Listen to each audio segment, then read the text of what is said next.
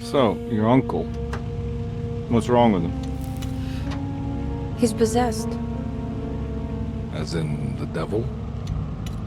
Something like that. He says a dark man is following him, watching him at all times. What do you make of it?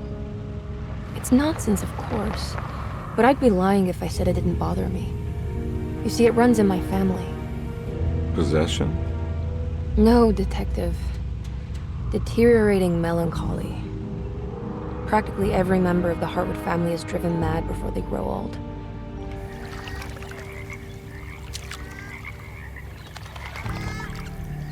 But Jeremy didn't kill himself. Is that why he's at your setup? Despite being convinced that he is truly possessed, he decided to put his last chips on Dr. Gray and his psychoanalysis, figuring he might stumble upon some cure.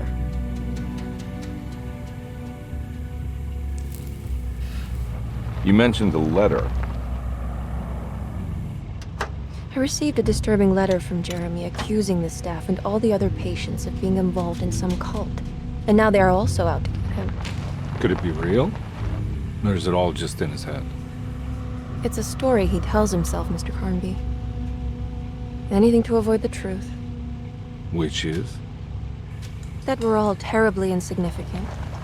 That people mean so very little to one another. That there is no one out to get Jeremy Hartwood because he isn't worth getting. Here we are.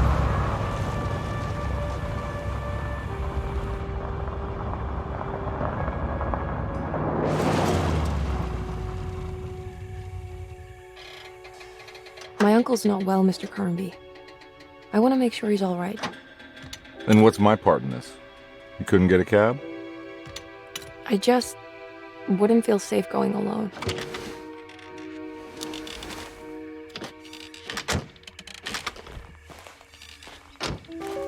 Did you bring a gun? Yeah. You think it'll actually come to that? No. But you might need to wave it around depending on how agreeable the staff will be. What exactly are we gonna do when we find Jeremy? I don't know.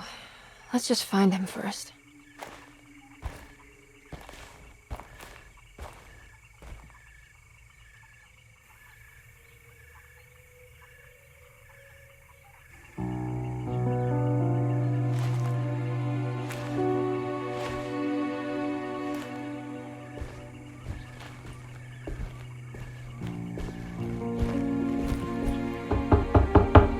Hello? It's so quiet. Where is everyone? This is a big place. Maybe they're on the other side of the house. Stay here. I'll have a look.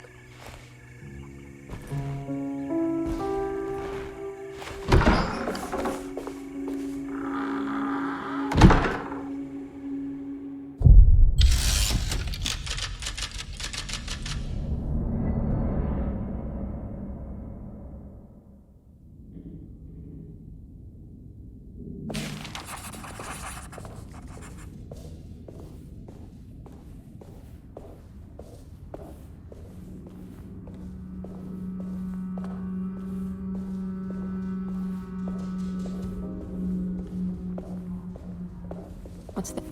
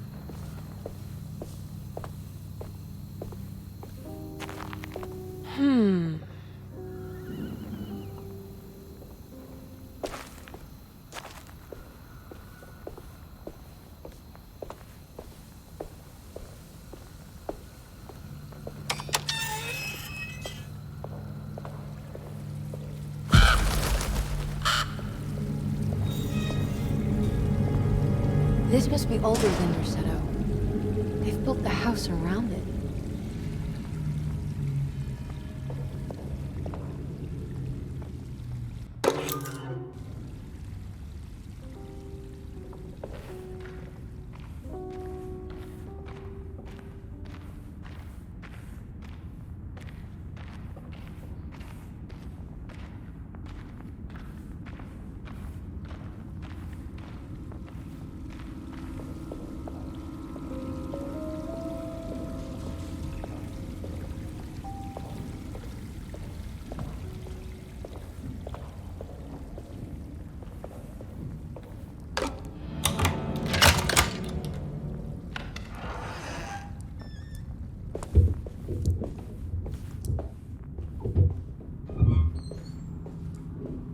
I'll just take this.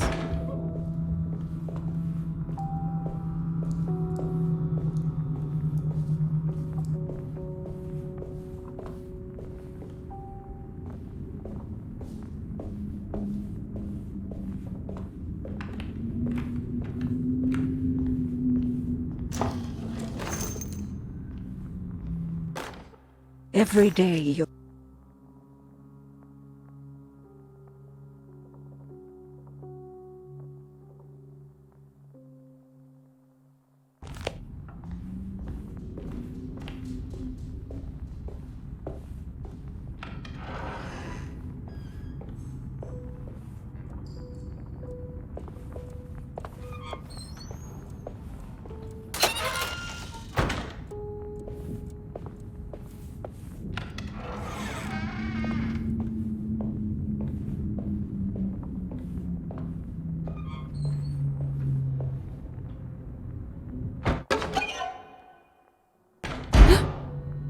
What was that?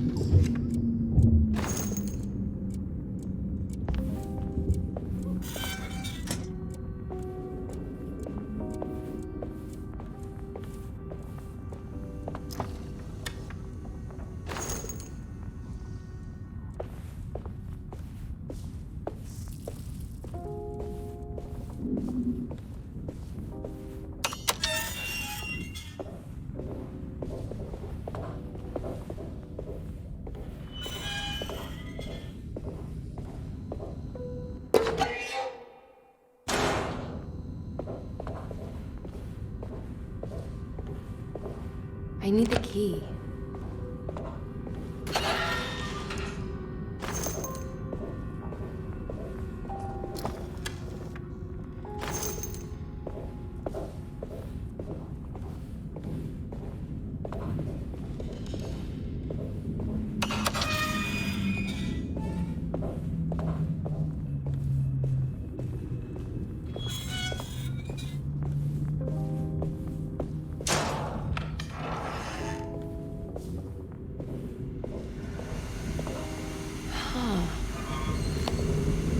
That doesn't look safe.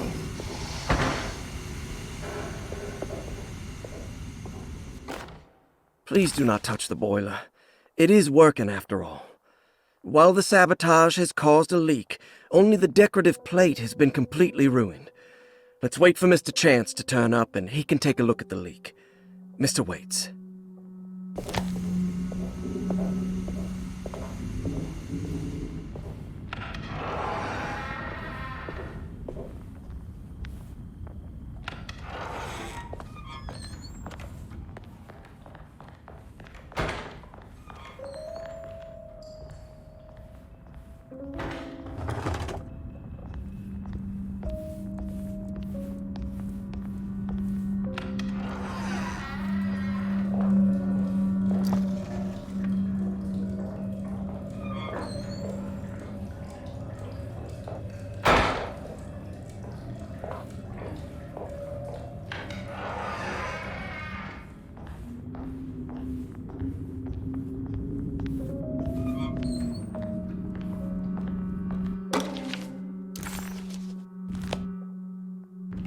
What's this?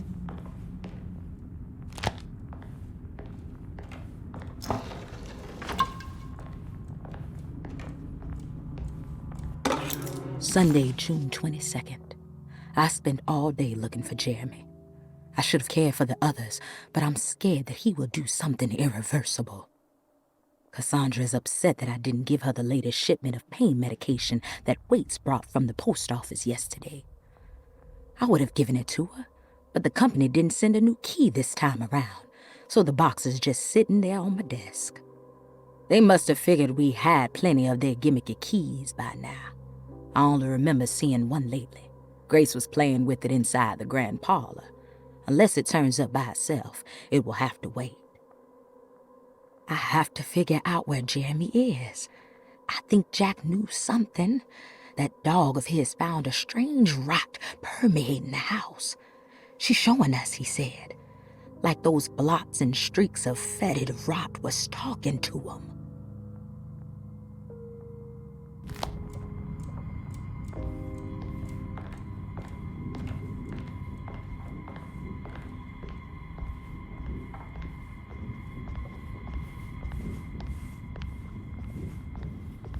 I need the key.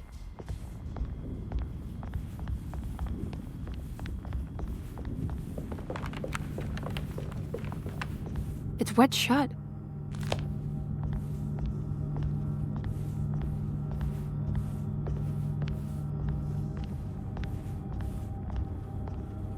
It looks important.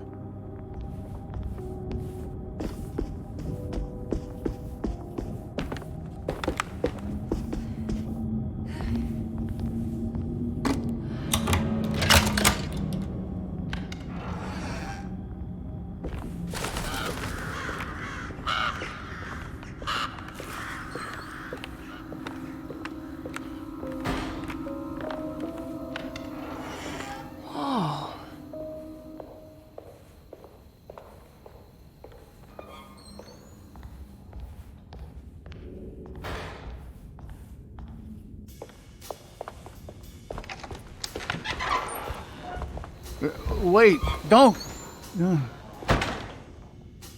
Excuse me? Do you know where I can find Jeremy Hartwood? Of course not.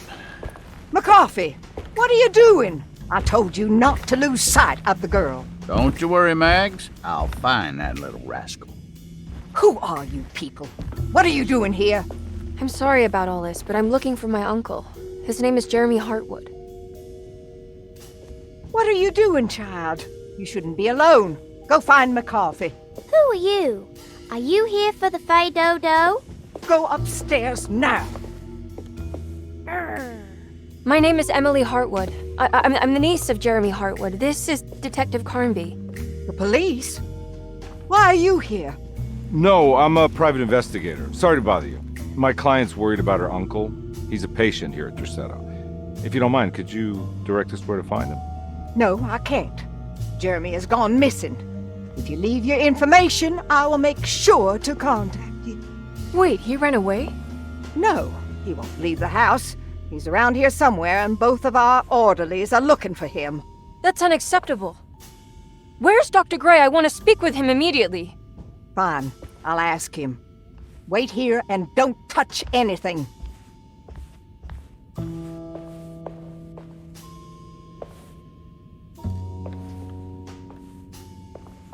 Do you want to see Jeremy's room? Can you show us? Follow me.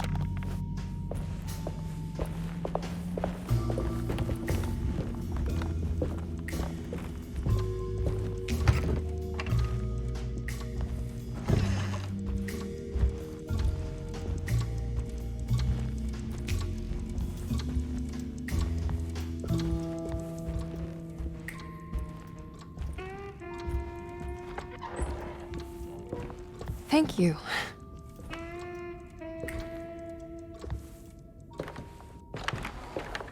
Strange kid.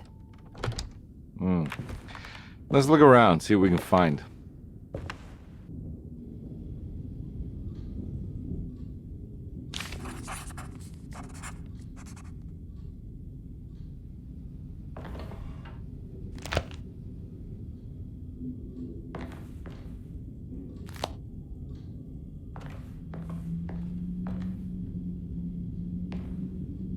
What kind of stuff are we looking for? I've never been part of an investigation before. Letters, diaries, receipts, all sorts of notes.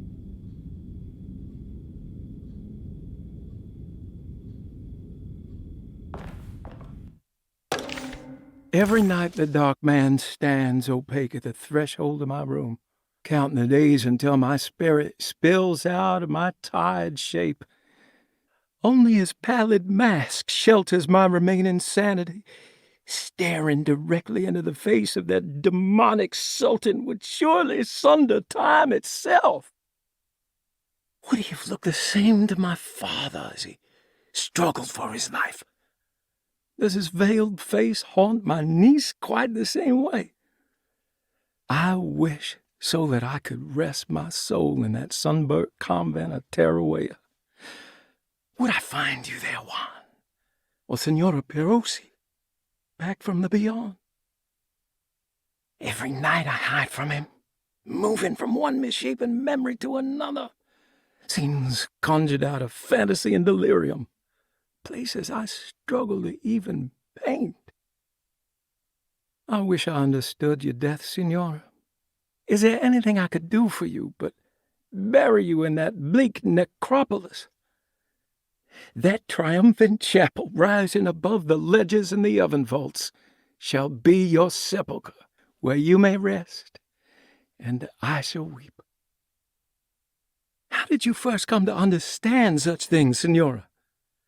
How did you know that the battered boil in the basement would lead me to Lafayette Cemetery? Or how the old upstairs clock, with its astronomical motifs, would take me to that hateful mound outside of Claremont Harbor? Those are my memories, my past. Is there perhaps a chance, if ever so small, for me to see Tarawea? Oh, I want that more than anything. Please, let my talisman take me there. Let me sit with Juan under his Bodhi tree. Despite having sold me that talisman, Miss Jackson, the voodoo priestess, revealed none of her secrets to me. That's why I had to travel to Tonka. Instead, she cruelly told Baptiste, my caretaker, that he would be betrayed and killed in the most awful way, that the one he loved would pierce his thigh with a sharp spear, and that he would be devoured by his own mother. What a terrible thing to say. The people of Deseto were becoming dangerous. They do not understand what they are doing. I must do something to stop them. I tried talking to Dr. Gray, but he confuses my worries. He's caught up in treating me. How can he expect evil to be cured with medicine and conversation? The orderlies, the housekeeper, and the patients are all deranged. They will call upon evil to enter this world. All will be lost. Everything. Unless I can find the clerk, Mr. Waite. He seems to be a clear-thinking man. Maybe Beauregard. The dark man offered me a prison, and I accepted. I signed that miscarried contract and entered the dark pact. Everyone is safe, except for me.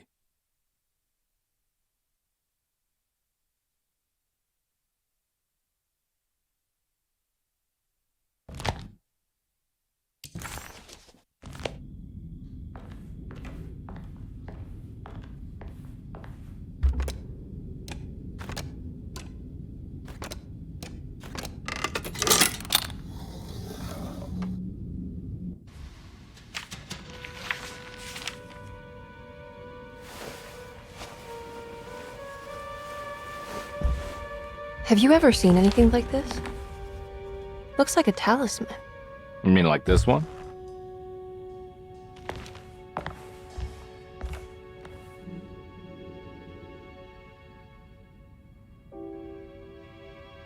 Can you find me a knife to cut the canvas?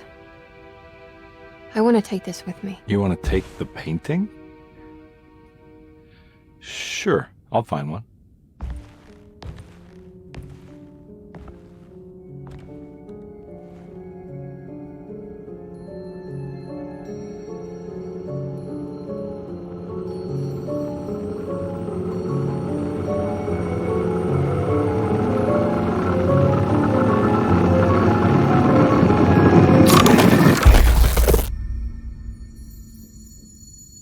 found this tube as well. Should keep it safe for you.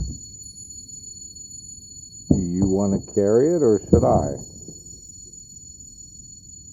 Miss Hartwood? Emily? I'll take it. Thank you. We're done here, right? I'm not sure. I don't know how to do any of this. Listen, I think we should talk to Dr. Gray. He must know something about what's going on around here. Okay. Let's do that.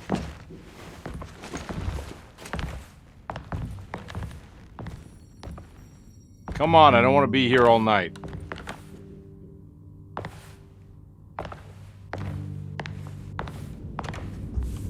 Detective Carnby?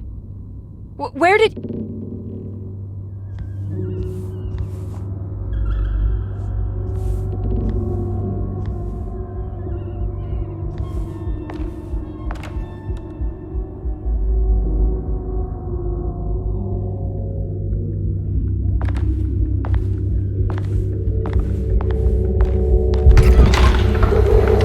What on earth is happening?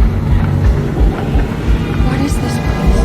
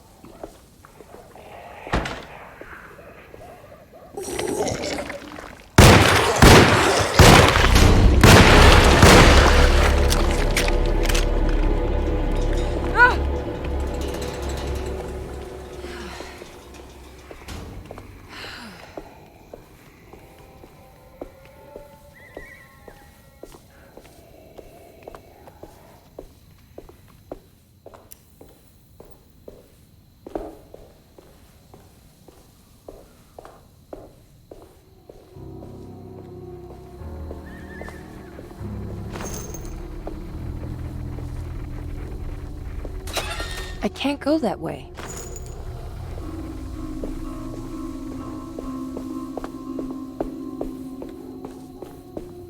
This can't be.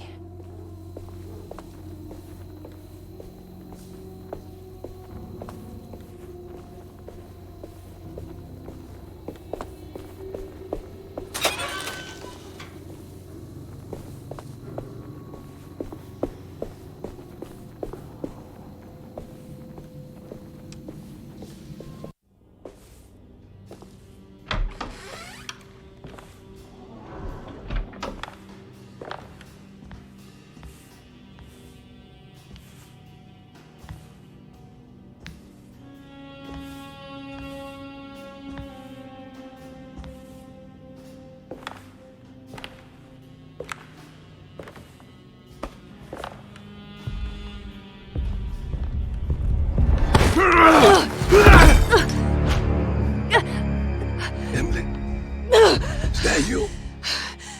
Baptiste? How'd you get here? I was back at Derceto. Looking for my Uncle Jeremy? Jeremy's your uncle. I didn't know. Why would you? You're still working at Derceto? Yeah, both me and Lotta stuck around. We're real orderlies now. You remember my sister Lotta, don't you? What happened, Baptiste? How are we here? You know about the dark man haunting your uncle? I'm familiar with his mental state. I think we all in his head somehow. Cause these streets are real, but they're not like on any map. Nah, this is like when you remember something, but in the wrong way. Do you know how to get back to Derceto? I'm not safe here. Truer words have yet been spoken, Mrs. Marcus. Don't call me that. It's Miss Emily Hartwood. There's no reason to call me anything else. I'm sorry, Miss Emily. I'm just trying to tell you like it is. This place ain't safe for no one. There's evil hiding in the dark. How do I get back? Only Jeremy knows how. He has this juju necklace guiding him. You mean this talisman? Just like it. He says it's been protecting him ever since he got it from Miss Jackson down the street. You know where it came from? Have you been there?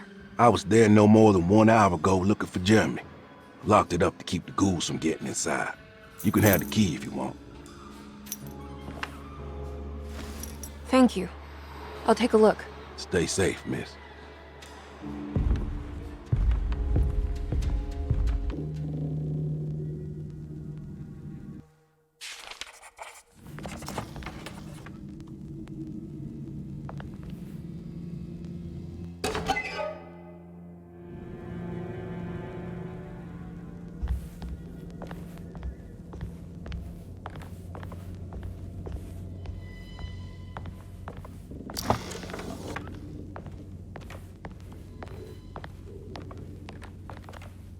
Are you staying here? For a while. Want to see if Jeremy shows up.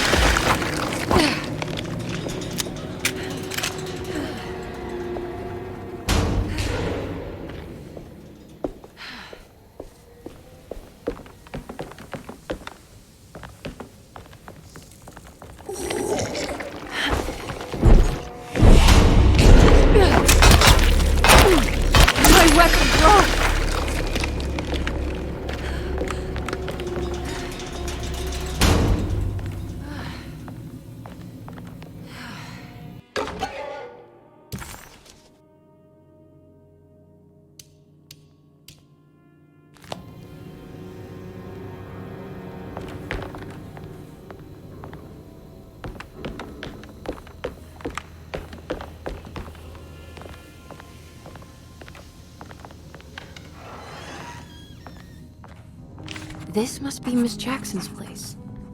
Let's see if we can find out more about Jeremy's talisman.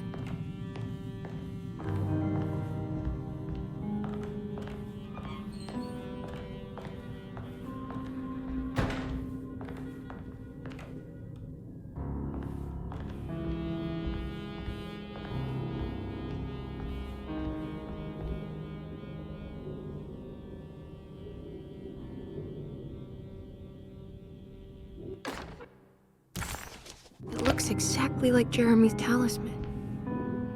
I think it's meant to hold the talisman.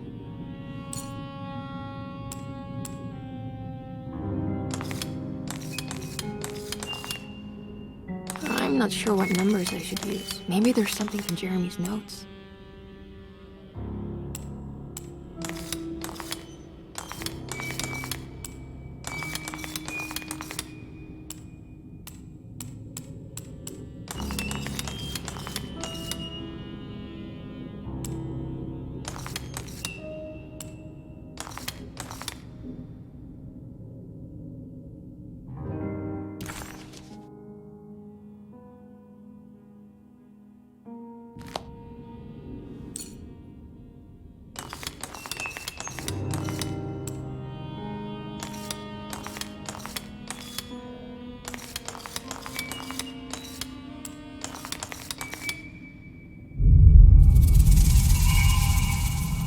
What's that picture in the glass? Where is that?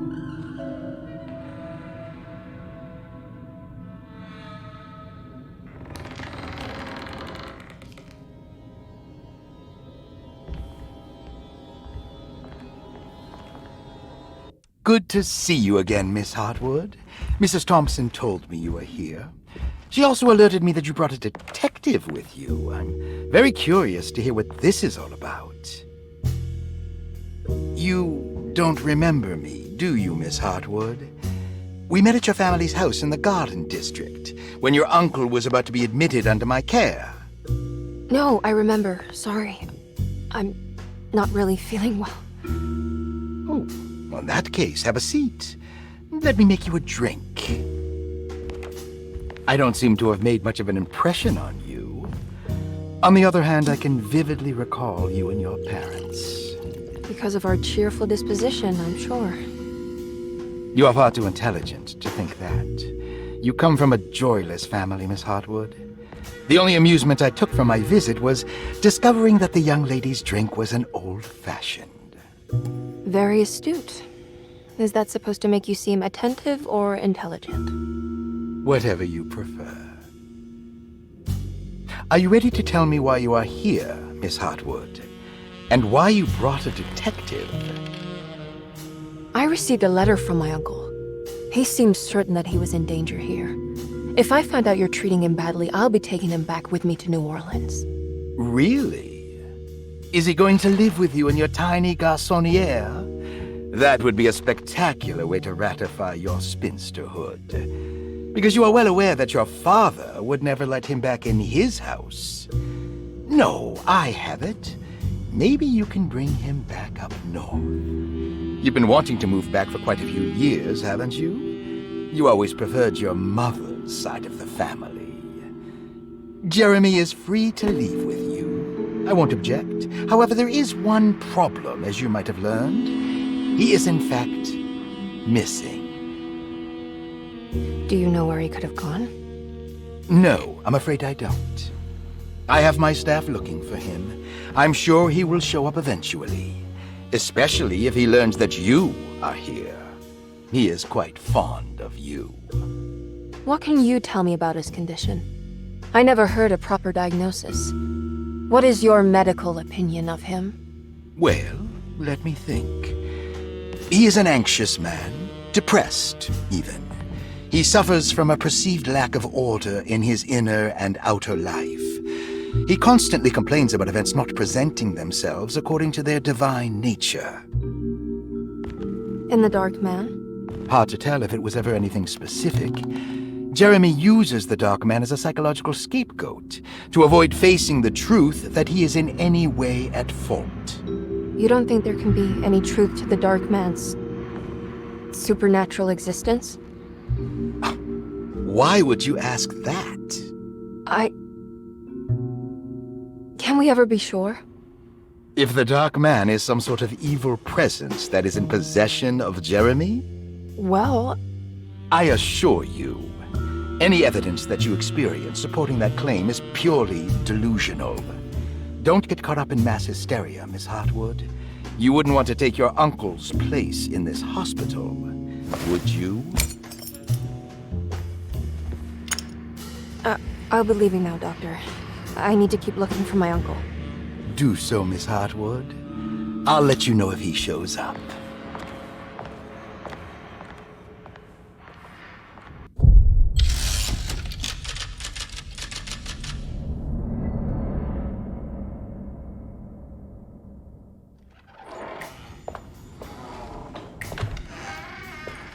Detective Carnby! God, I'm glad to see you. I was afraid you had left. Me? You're the one who just disappeared. It's hard to explain. I think I blacked out. It was like I went somewhere else. It's okay, miss. You're clearly upset. No, I don't know what's happening. This is a very stressful situation for you, I understand. Ugh, no, you don't understand. Just take a deep breath. Why don't you sit down, smoke some of the Perique? If you want, I could even drive you back to New Orleans. I just want to have a talk with Dr. Gray first. I want to stay. I found a talisman just like the one in the painting.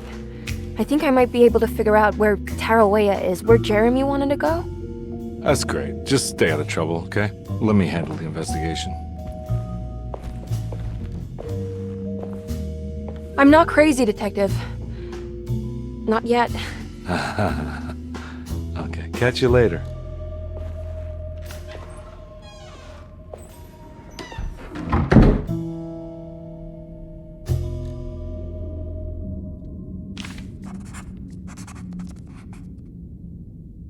If a talisman like this can open up doors between the French Quarter and Derceto, then maybe Jeremy is hiding in some strange other world. Like Tarawea, the place he mentioned in the book. No matter where he is, it's clear that my search won't be limited to Derceto.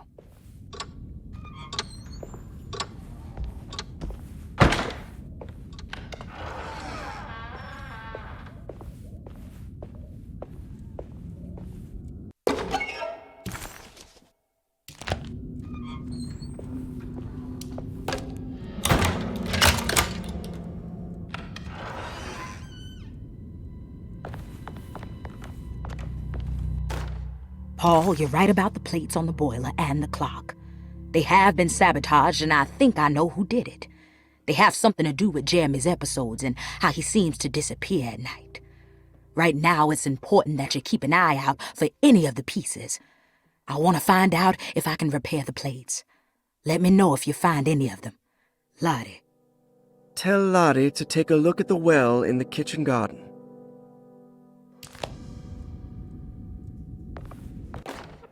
Saw your notice in the boiler room. You should know Mr. Chance won't be coming back. I got no business being in there myself, but you can take a valve from the wine cellar if you want to try to stop the steam pouring out. Be careful.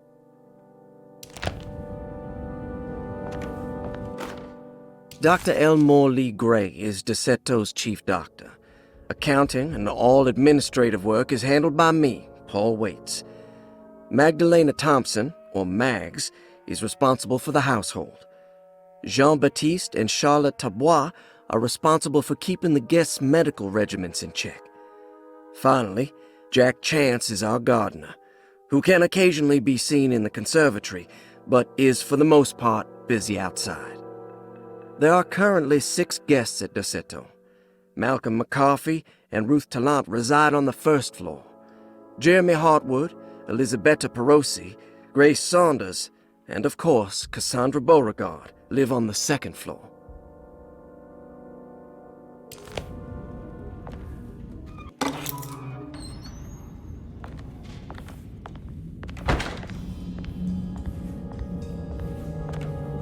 I need the key.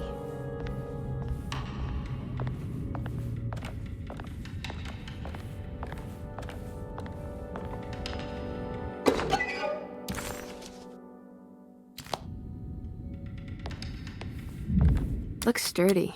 Doubt I'll be opening this. Oh wow, I can't believe I guessed the combination. I must be some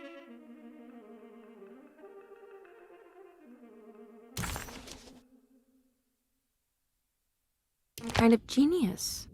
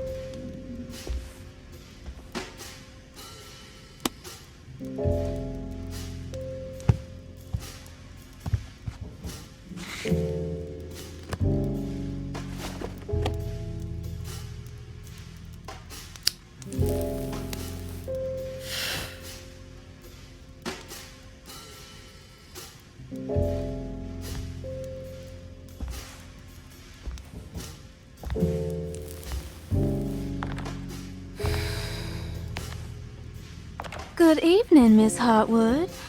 That is your name, isn't it? I would be terribly embarrassed if it wasn't. You're right. Emily Hartwood, Jeremy's niece.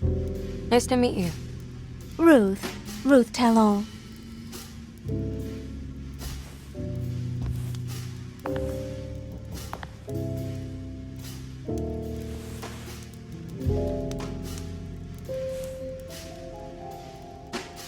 Is that Perique you're smoking?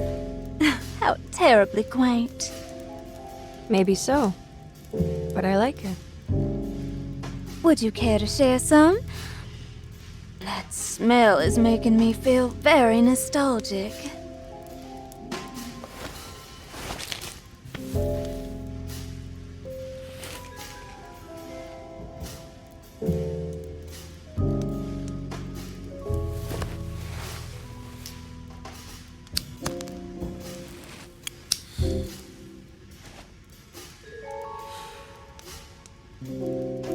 Is it all that you hope for?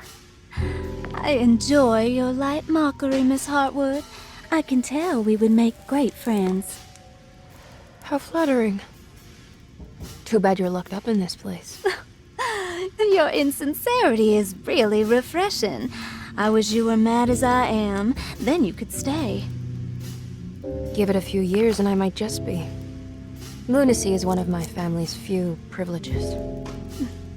Oh, good. I'll be looking forward to it.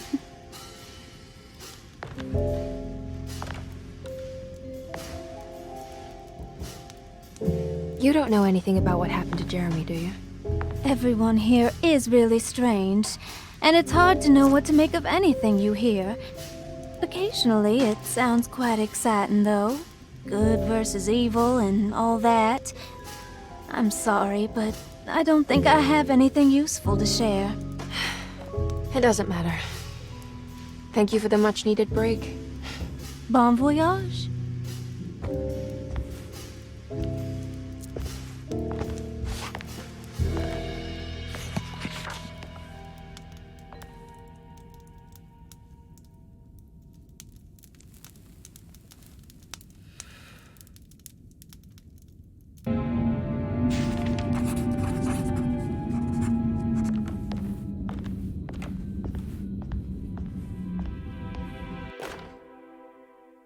Lost Plantations of Louisiana. Thierry.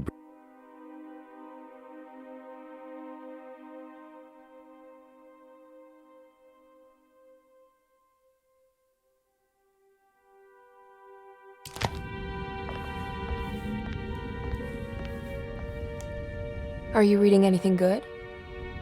A Brightness from Afar by Lord Boleskine? It's actually not bad.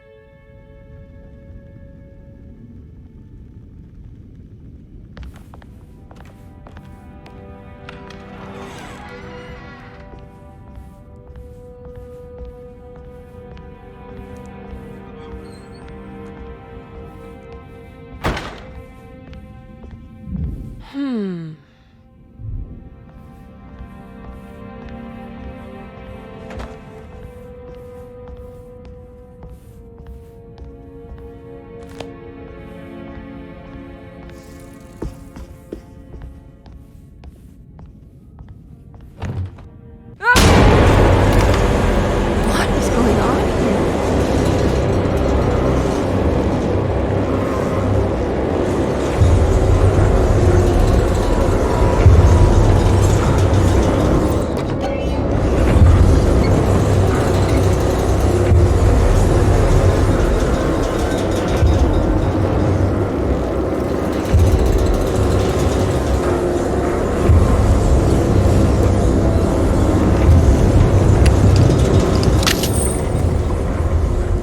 Everything's back to normal.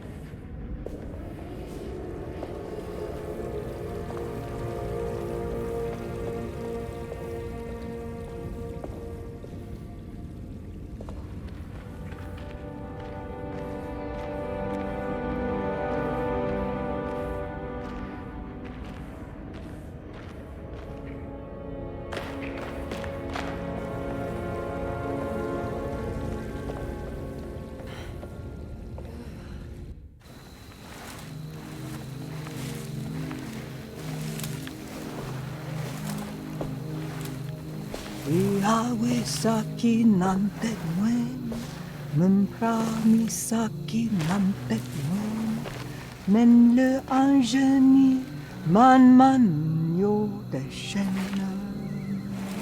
What are you doing sneaking around? You almost scared me to death. I'm sorry. I didn't mean to disturb your ritual. I wouldn't have guessed voodoo was in practice at a place like this. The doctor may be all about science, but I know these roots have power. Do you know what's going on here? I have a feeling Derceto is cursed. There are several players with stakes in this game. Derceto isn't cursed or blessed. It's a battleground. And it would all be a lot better if you could get your uncle out sooner than later. That's all I'm trying to do. I wish you the best of luck, Miss Hartwood. I really mean that. Now, if you'll excuse me, I need to look after my gumbo.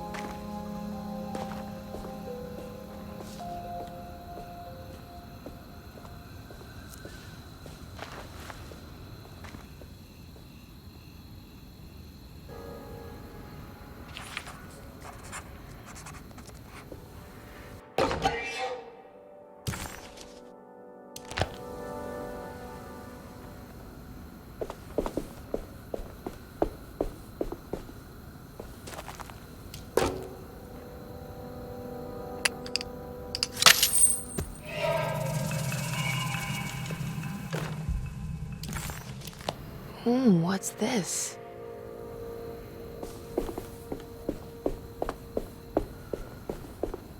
What's that?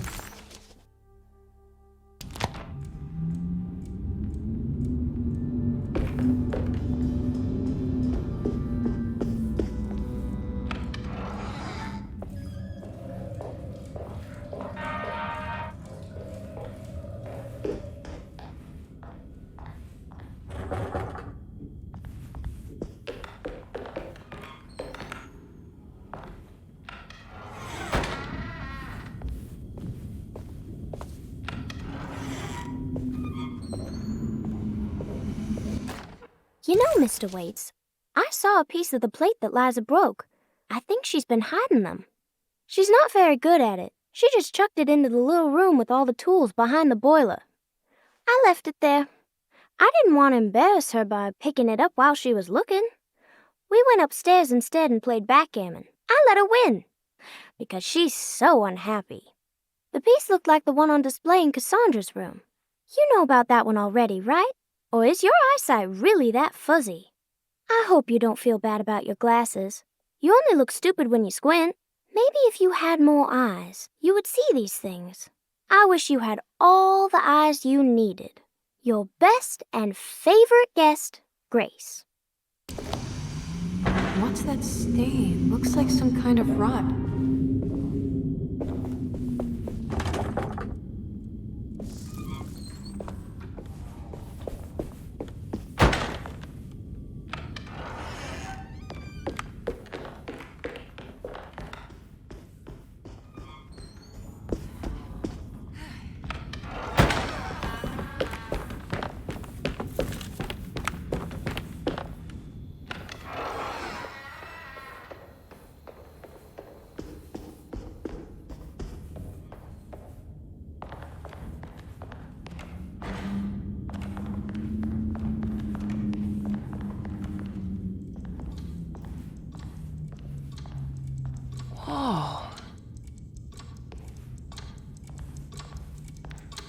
This must be the clock mentioned in the commonplace book. There's something missing.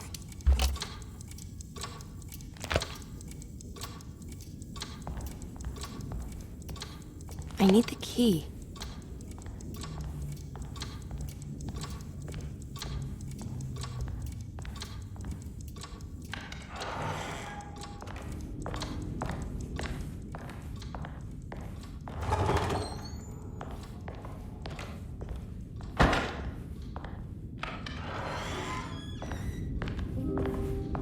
Jeremy's room. All back to normal. Emily's here.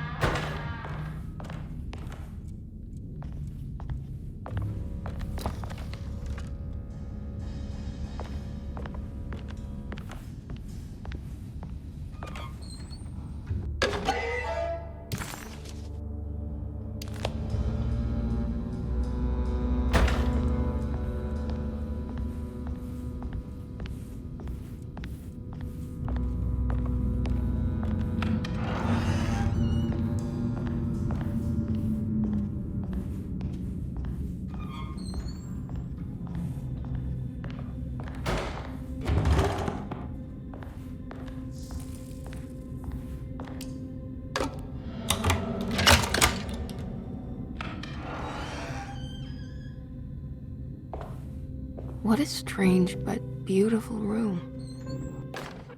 I did it! I crossed the thresholds to my intended destination without a focusing device. My talisman now knows these roads, and I have no need for the plates.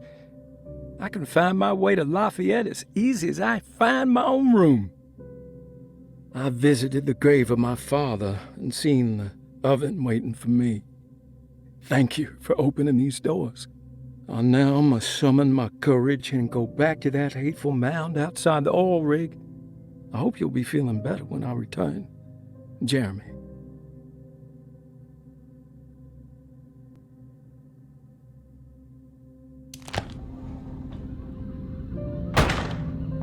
What a strange design.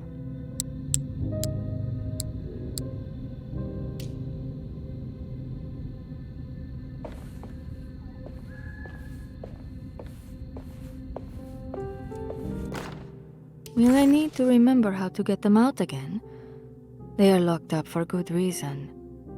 I am sure she is still able to whisper the answer in the ears of the wrong people. But not for long. I will see her burned soon enough. That black goat will be sacrificed to put an end to it all.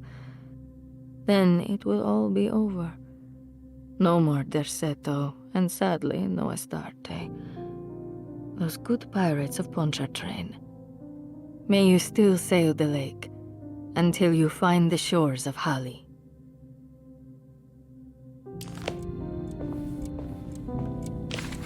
The Astarte artist colony, I'm pretty sure they had a Mardi Gras crew called the Pirates of Pontchartrain when I was a child.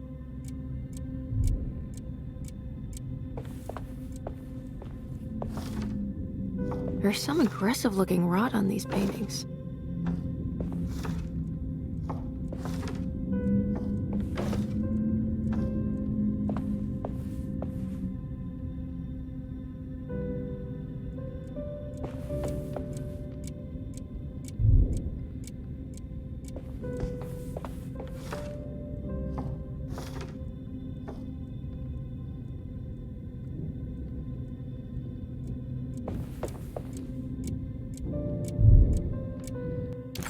The sil-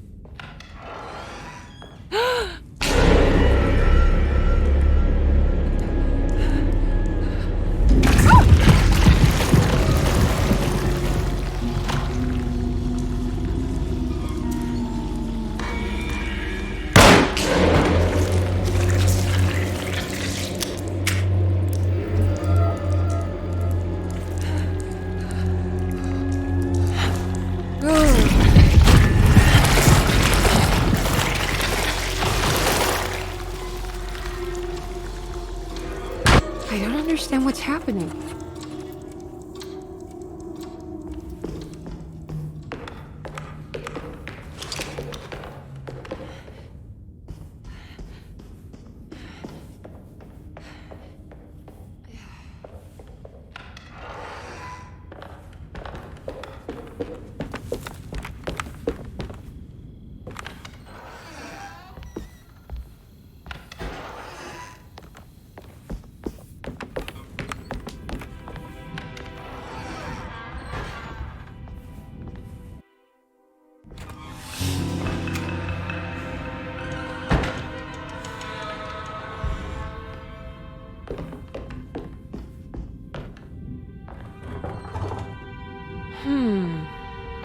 Now what?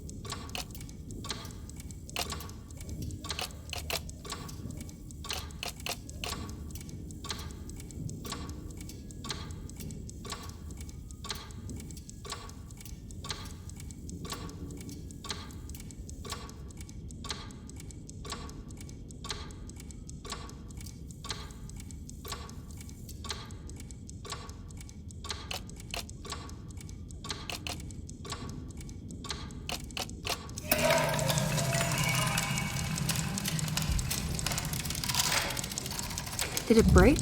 The clock just stopped.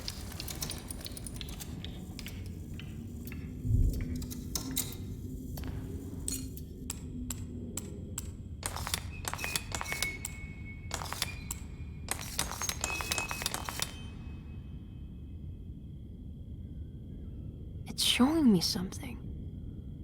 That's just the hallway outside Jeremy's room, isn't it?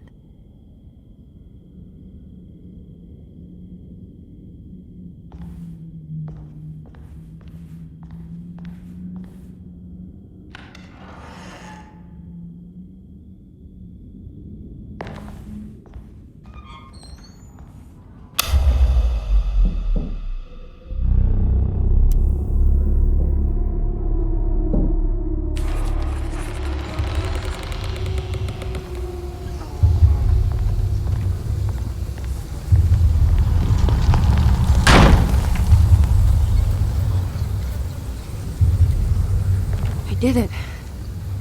I opened up another dream.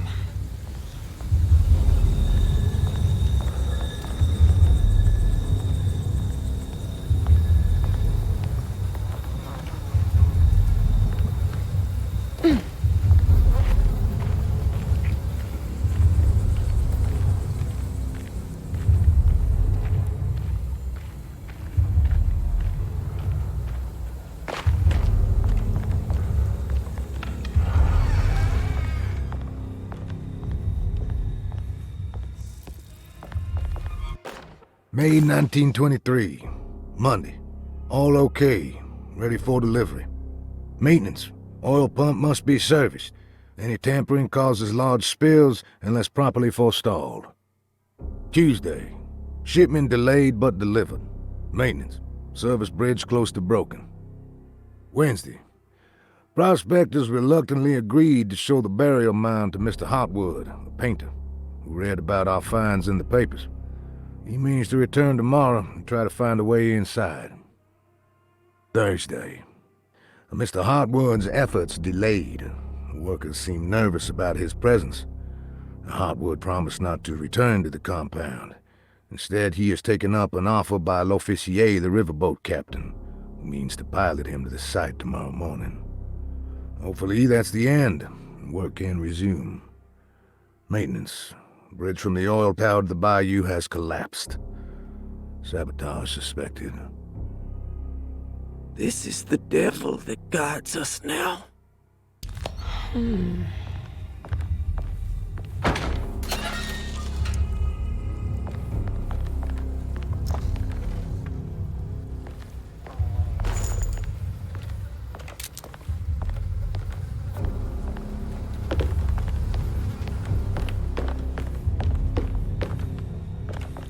I need the key.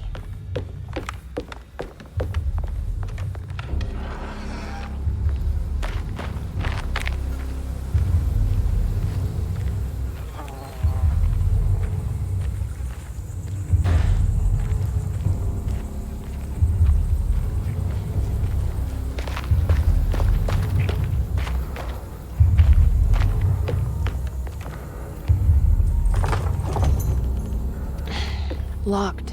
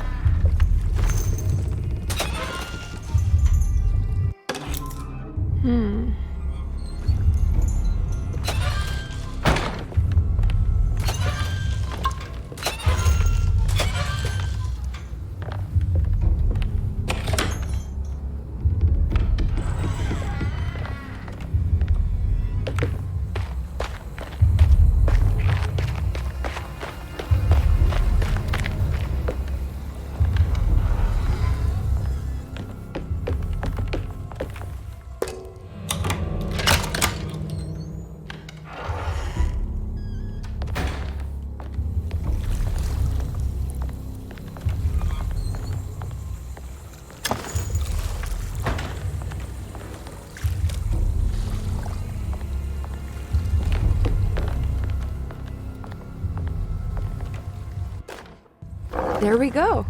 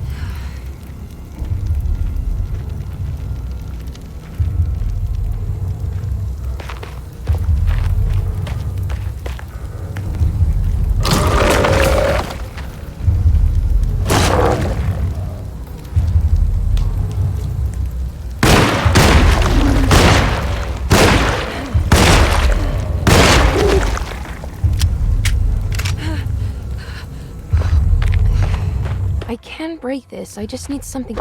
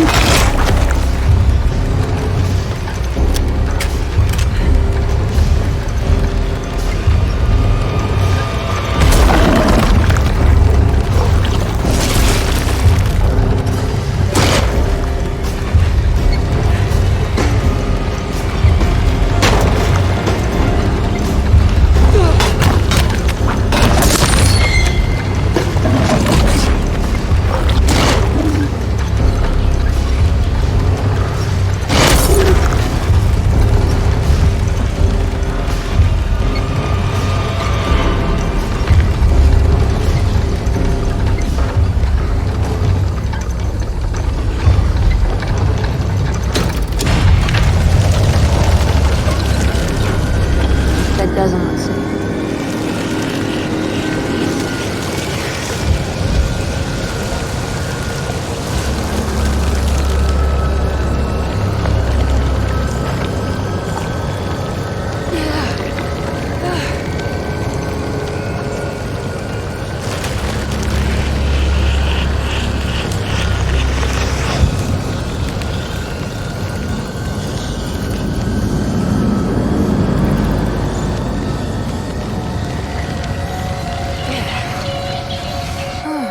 Now what?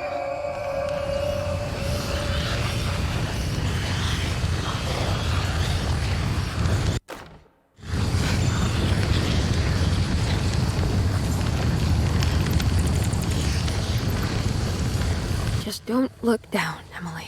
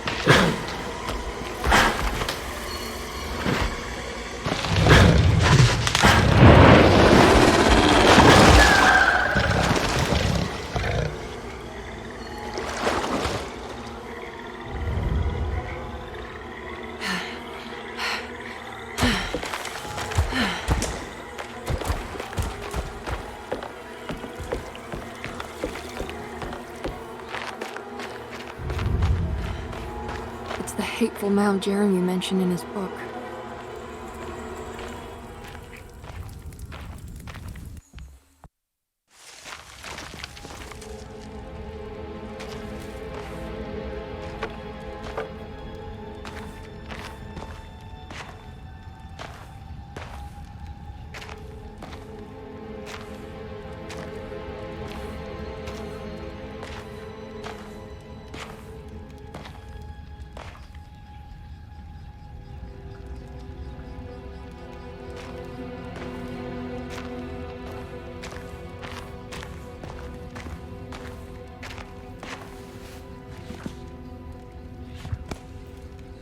Jeremy, you dropped your...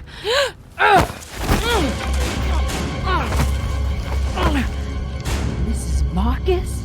Get off of me! What are you doing here? Trying to find my uncle. Jeremy is your uncle? Could you please? Thank you. And it's Miss Hartwood. You don't remember me? I remember you, Miss Dubois. I met your brother Baptiste earlier. I suppose he hadn't found Jeremy either then. We spread out to find him. Can I have this? I'm trying to get to Tarawea. Fine, believe the rest. I just want Jeremy to come looking. We have to leave before it comes inside. What? Where? Come quick!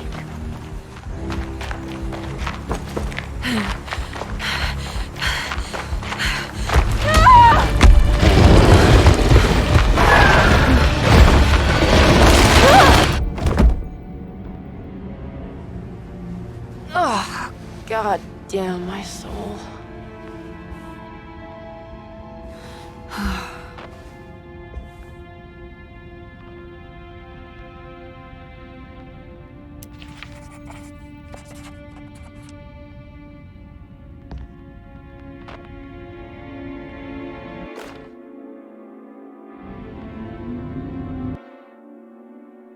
Reflections on the Power of the Verb in Certain Texts by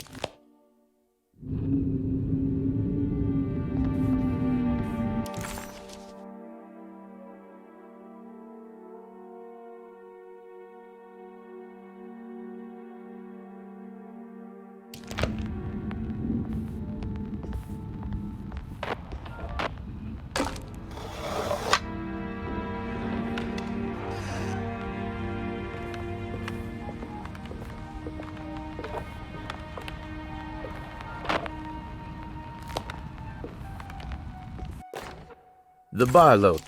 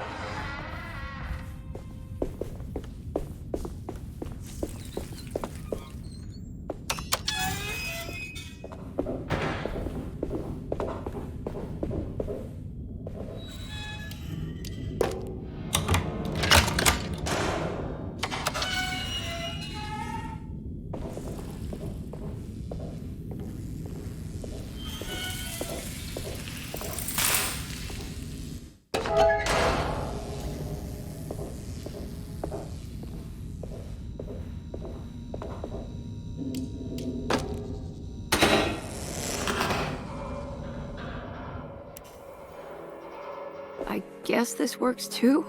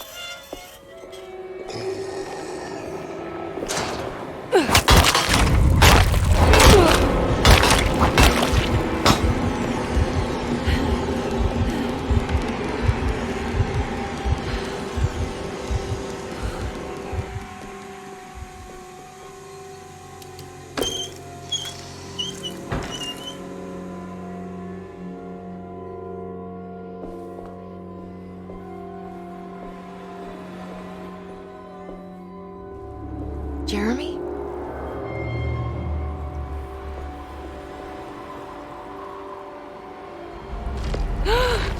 What the hell is that?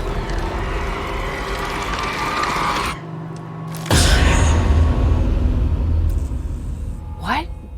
There was a dead body in here. Did I just imagine that?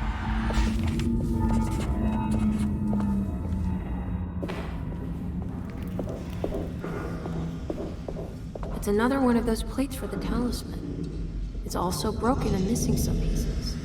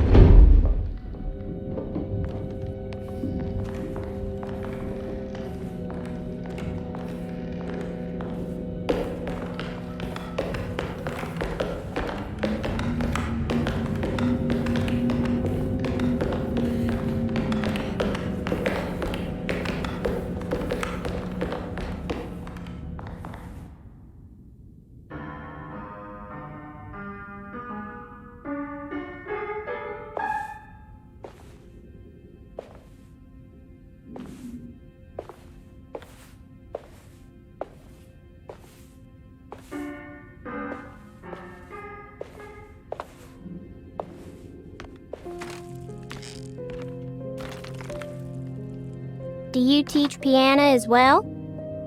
Huh? You're a governess. Did you teach those cloying Casino kids how to play the piano? How do you know about that?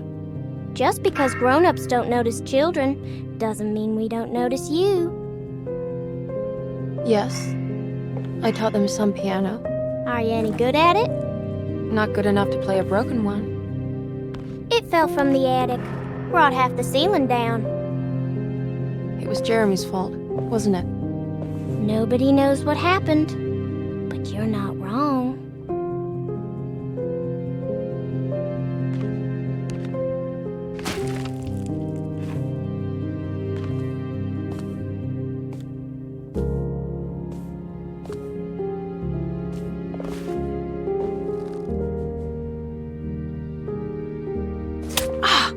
What are you doing?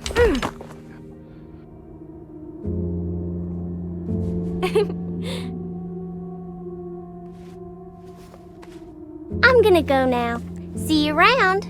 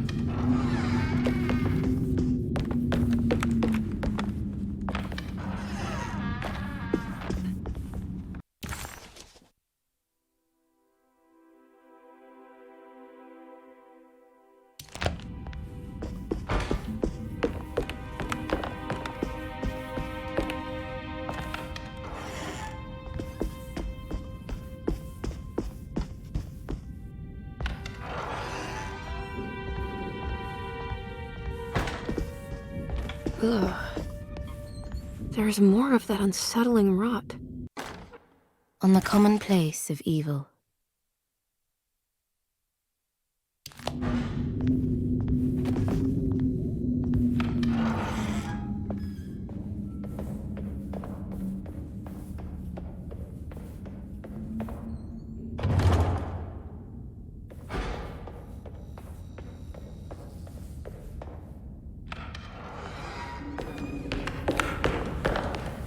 I need the key.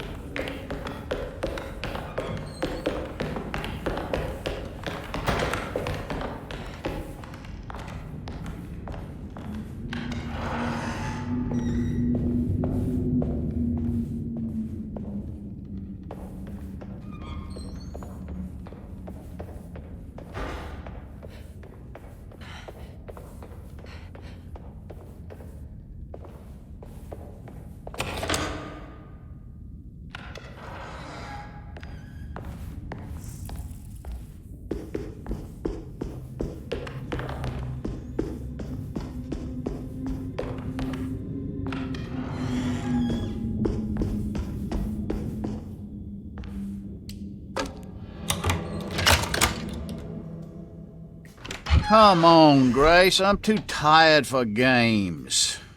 I'll even let you play with my jackknife. Oh, good evening.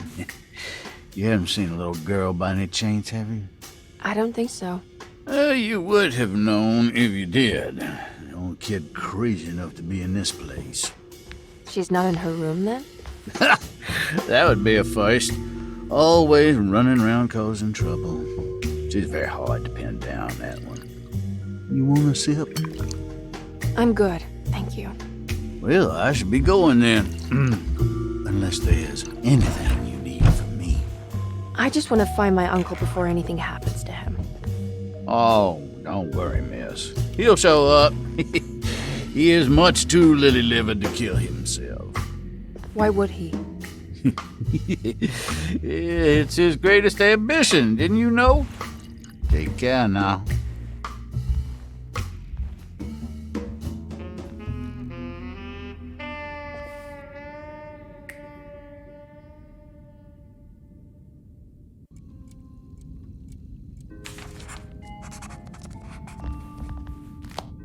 There's something missing.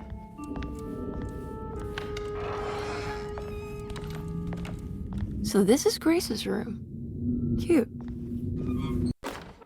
Don't you worry, Grace. Go play your game, bleat and bellow with the others.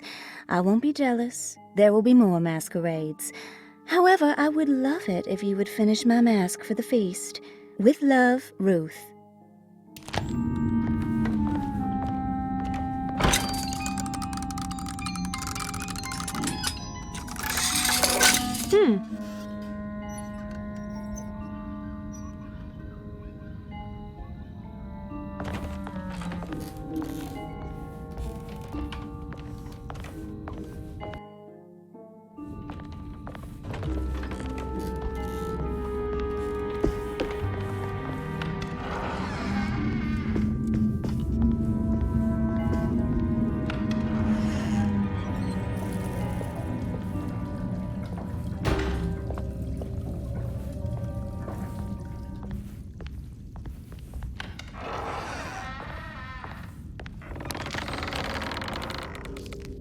This must be the great Cassandra Beauregard's room. I'm not sure what I expected. Maybe something more extravagant?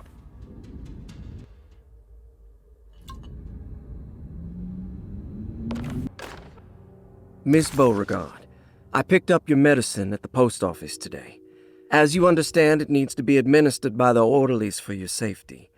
I've put the box in Lottie's room for now, and I'm sure she will find you as soon as possible. Mr. Waits. What's that?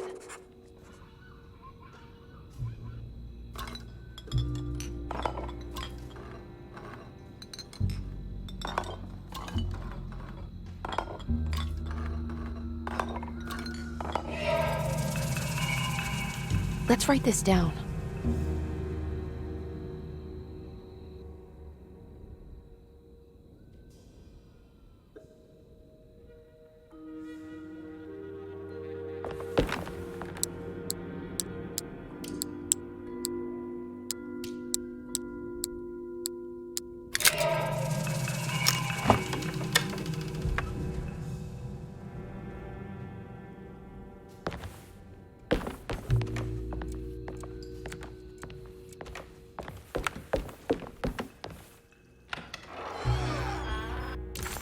The medicine.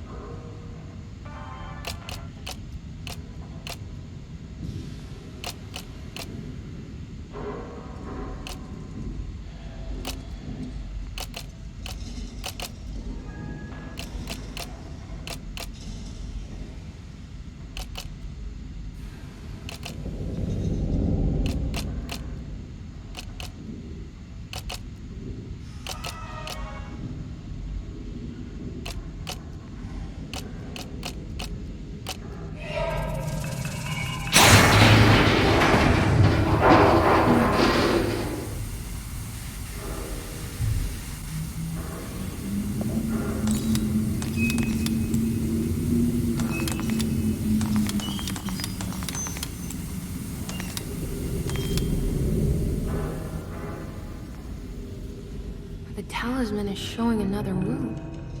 Something is open.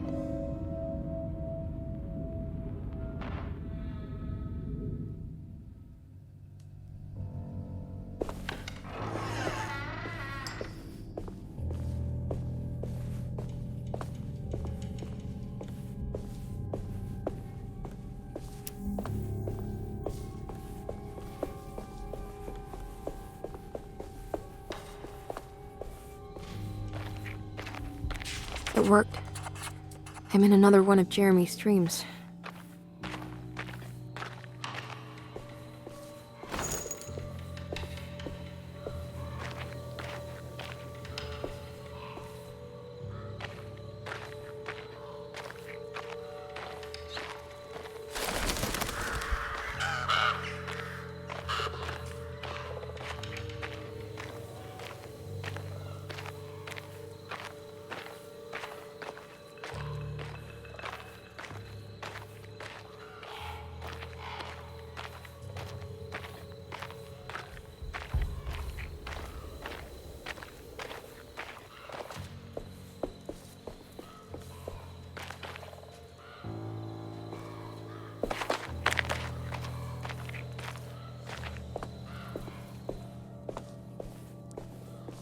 It's been a while since I visited the family tomb.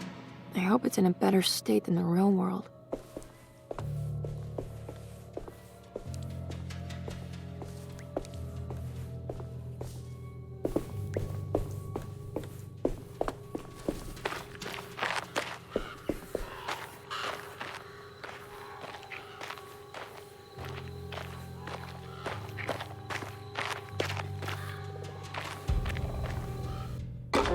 What's this? What's that for?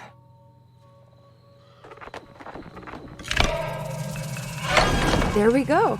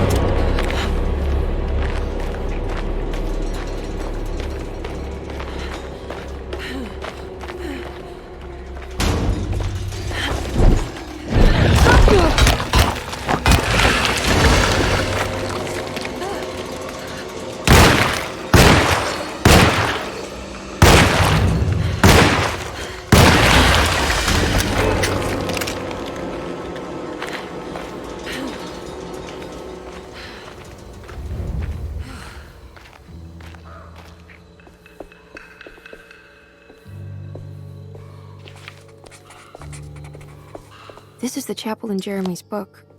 It looks like I need more medallions to open it.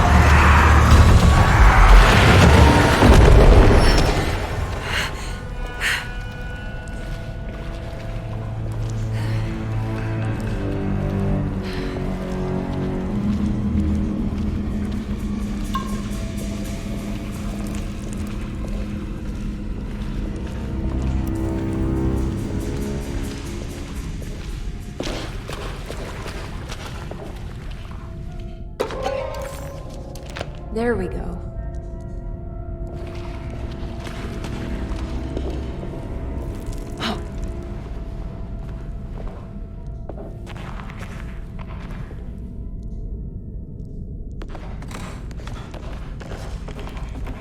Yeah.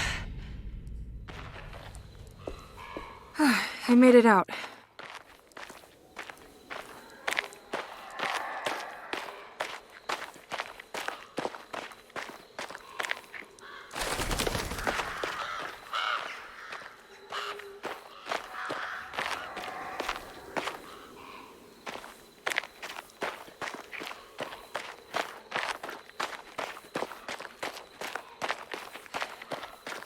Oh, God.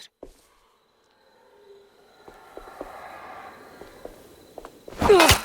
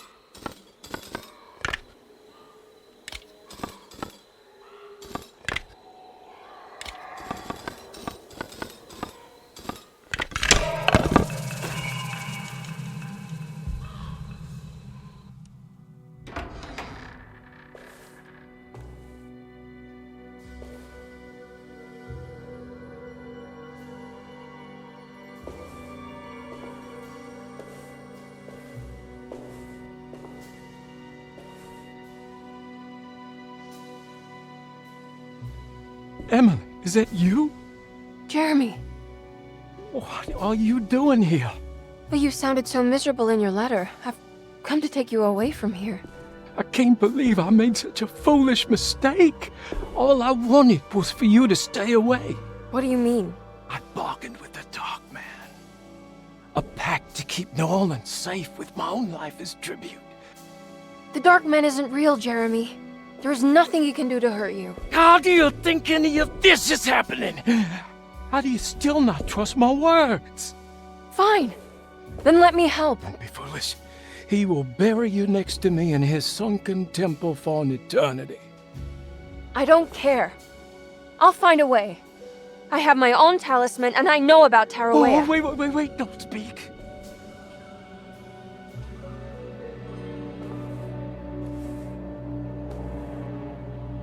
Who's in here? Show yourself. You know who, Emily. He took your grandfather. No, I mean it. Who's in here? I can feel someone's in here.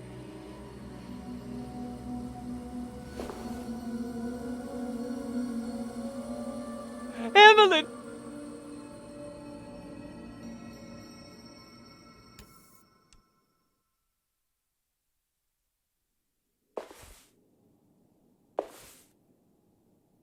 Tarawea. Why do you want to go there, Jeremy?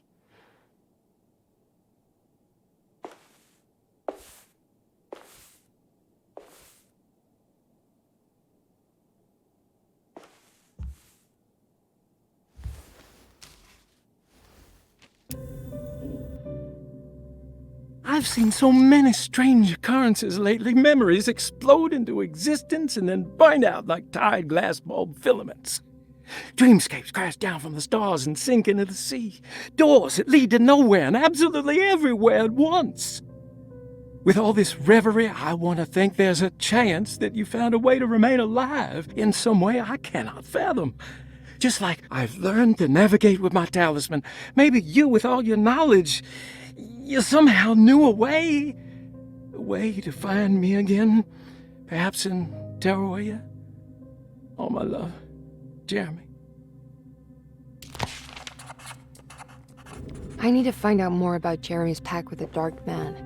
He meant to go to Tarawea. Maybe there is something there that would help. She was beautiful. I wonder what happened to her.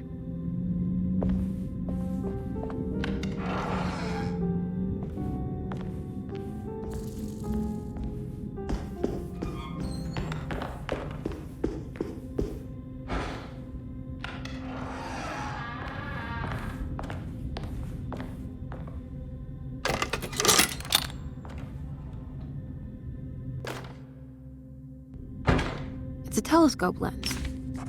Oh, why would he lock it in here?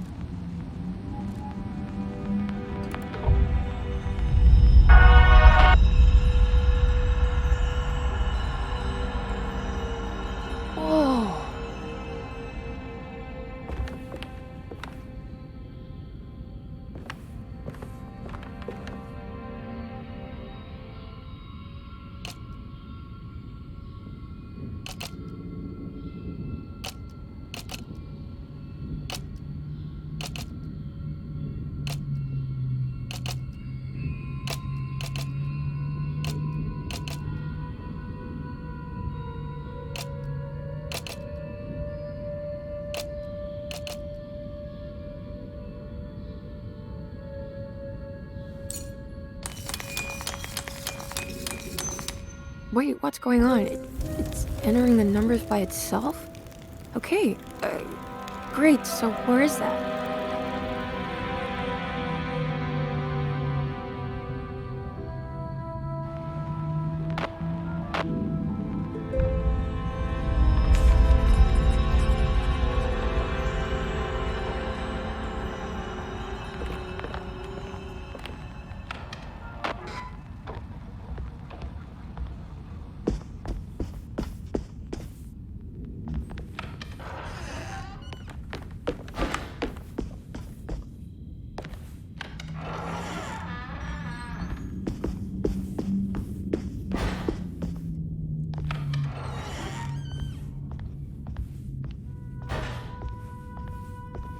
Ah, here we go.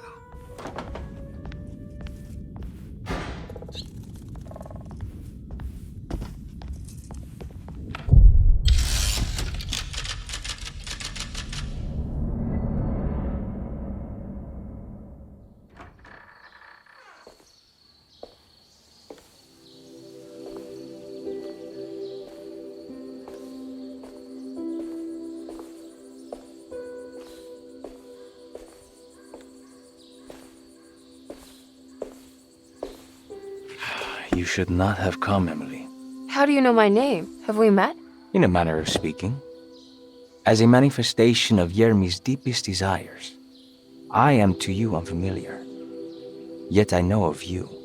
Are you Jeremy? Is that what you're saying? I am only his subconscious thoughts. I cannot speak for his totality. How come you have a Spanish accent? And what is this place?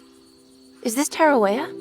This is indeed the fabled convent of Tarawea, where Yermi goes to find peace during his sessions with Dr. Gray. It's all fantasy then. Based on the things he has read and seen. And that includes you. Yes. My name is Juan Luis Jorge. Yermi once read a book of mine.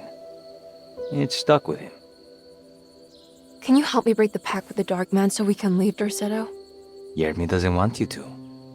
He wants to honor his word to the Dark Man. Why? What's the point? I don't understand what the pact is for. The people of Dorsetto are calling upon evil to enter this world. Your uncle offered his soul to the Dark Man to contain this disaster. What? No, that doesn't make any sense. The pact will be fulfilled at dawn. As the sun rises, Jeremy will forever be entombed in his sunken desert temple. As promised, the Dark Man shall quarantine and starve the evil inside their settle. What about all the patients and the staff? They will not stand a chance.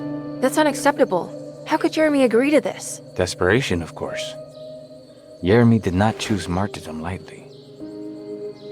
Well, nothing is lost yet. I'm sure I can find a way to break the pact and save Jeremy. And hopefully the people at Derceto. What even is this evil you're talking about? I don't know much. I think some nightmarish entity from the bayou. I'll just have to deal with that later. First, I have to get Jeremy out of his deal. What? Did you run out of arguments? You're actually quite inspiring, Miss Emily.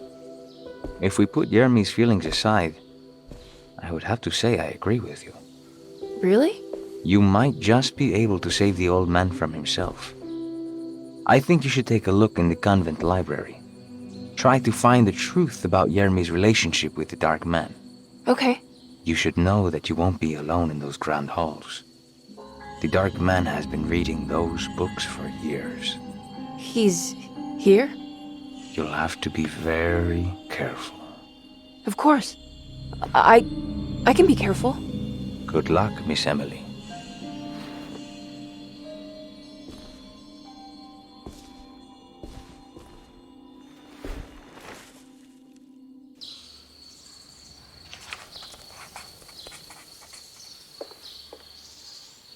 What is the Dark Man, do you know? The Black Sun. The stalker among the stars. The crawling chaos. No. Neither I nor Jeremy knows what he truly is. I'm worried this is how it starts. That this is just madness enveloping me. I'm sorry. There is no compelling answer I can give you to dispel such doubts. Well, I've put this off long enough. Take care, Juan. You too, Miss Emily. I will cross my fingers and hope for the best.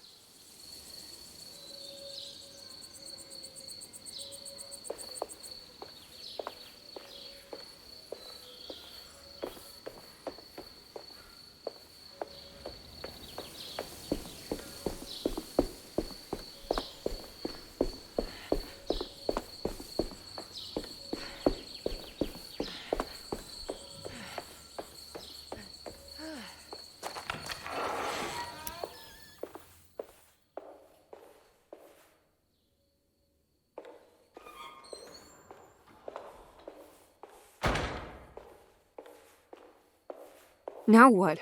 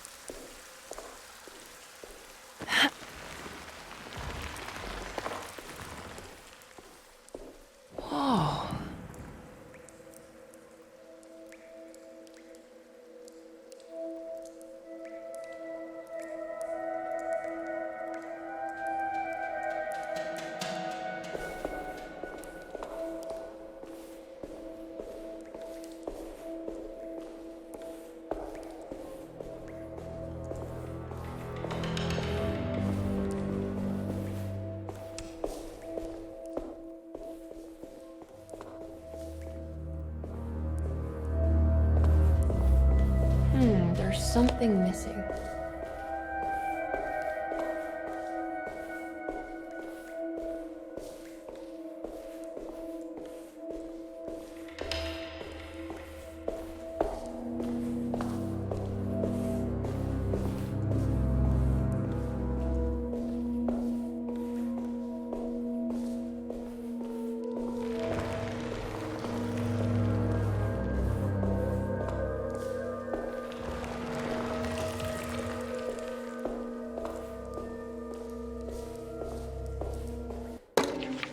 The great library was endless, beautiful, and terrible. An Akashic record for the universe inside the mind of Jeremy Hartwood, now corrupted by a story forced upon him, told by a maniacal liar, an evil conjured by science and secrecy. I will suspend a room and lock away the foundation of his character. Its key will be left to the librarian, the only thing invisible to the prowler.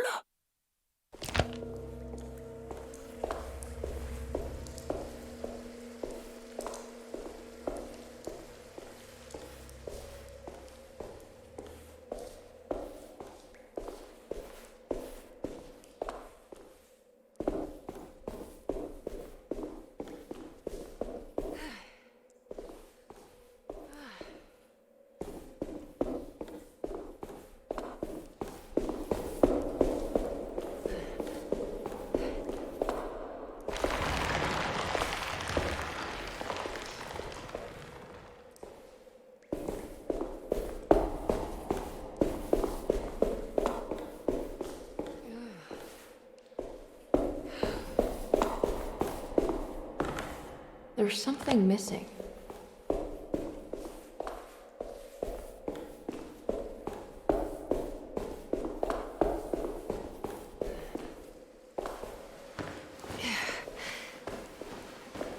Yeah.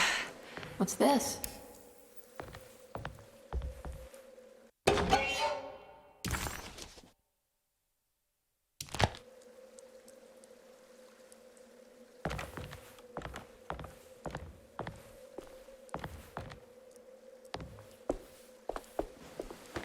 Yeah. Yeah.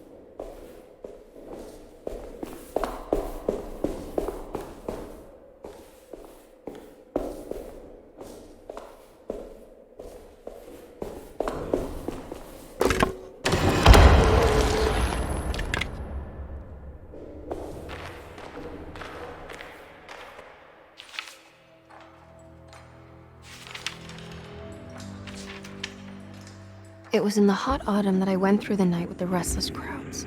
He was a kind of itinerant showman who held forth in public halls and aroused widespread fear. The New Orleans address of the event is lost, but I remember distinctly the Prext Shipping Company pressing their contribution. Emily! Please,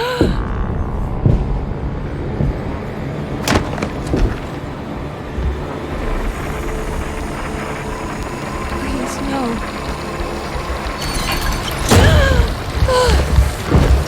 I hope you found what you were looking for, Emily. I fear there is no going back. He's in my head, Juan. His breath replacing mine. You should not have come, Emily.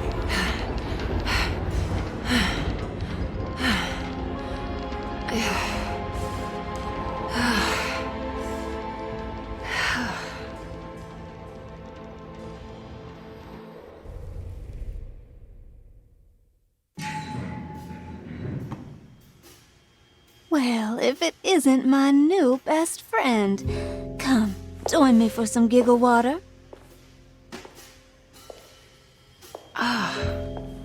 Ruth? Oh, Miss Hartwood, don't tell me you've been out swinging without me. Ruth, what is this place? Where are we? Have you never been to the Maccabean before? Goodness me. Tell me, Miss Hartwood, have you ever considered going out for an evening? Are we in New Orleans? Oh, who can tell anymore? I just went inside the grand parlor and suddenly here I am. The grand parlor? Can I get back to Derceto from here? Are you sure you want to? We could stay here and drink the night away. How about a gin fizz?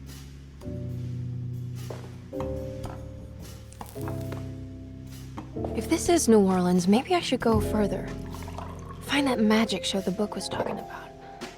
But there was no address, just Prext Shipping Company. Oh, is this about where Jeremy met the Dark Man? How do you know about that? Jeremy talked a lot about the Dark Man. I always felt a bit envious. How so? If an all-powerful entity showed me any interest, I'd at least hear him out. I'm sure he has plenty to offer. I don't think you'd want that, Ruth. We're too sweet for such darkness.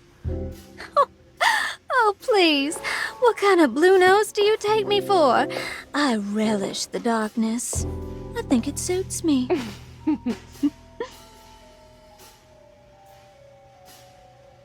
You don't happen to know how to find the Prext Shipping Company, do you? Of course. Their office is just over there. Whoa, what happened? You just got lucky. A bientôt, Mademoiselle Emily. Hey, do you know where my uncle is? No, but I bet you're close.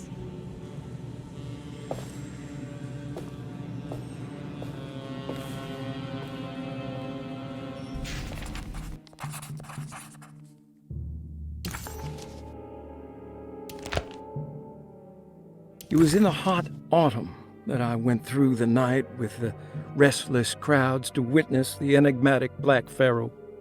He was a kind of itinerant showman who held forth in public halls and aroused widespread fear wherever he performed.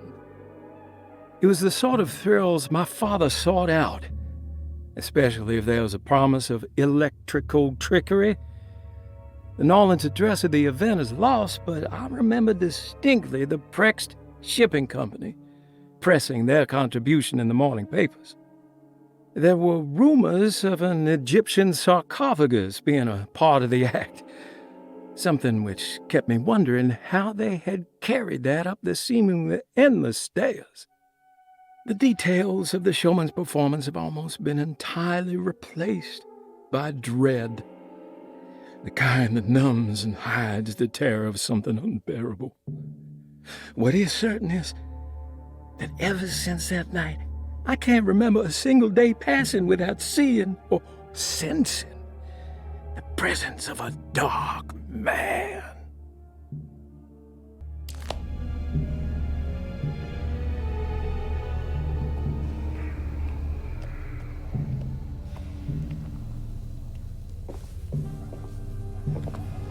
I don't know where to go.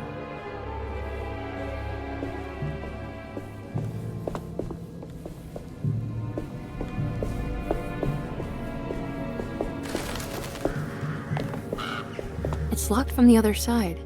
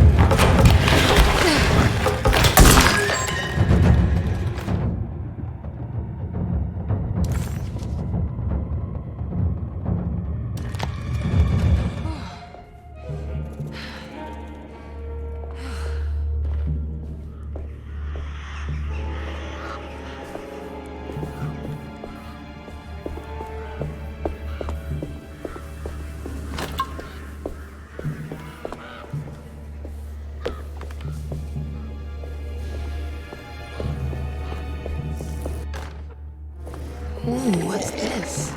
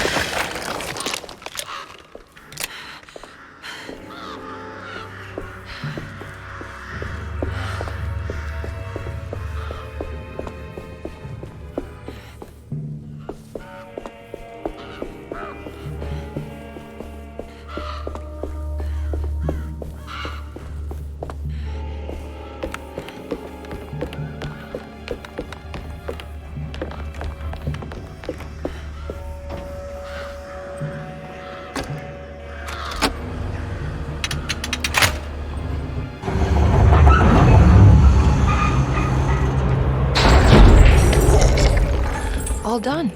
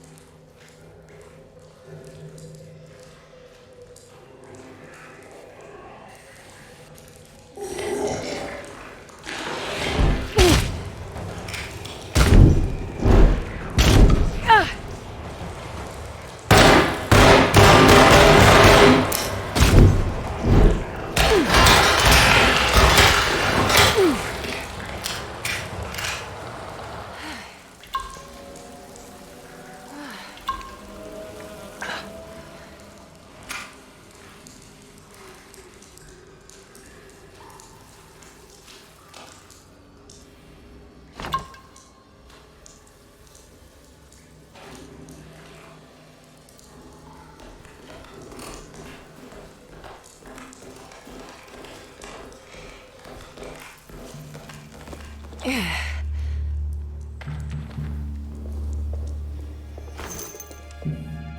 All right. I made it inside the warehouse. Now let's find that address.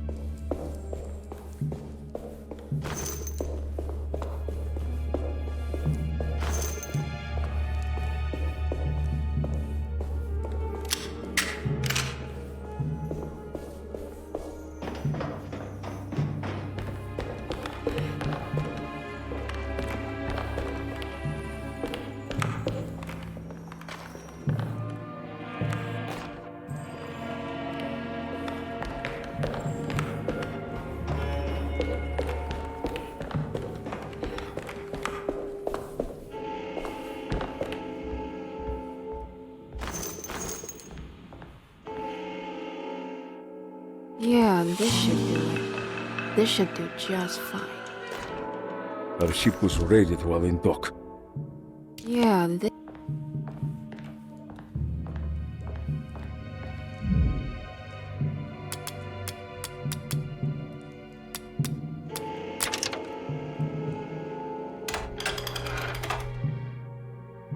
Gotta go manifesto.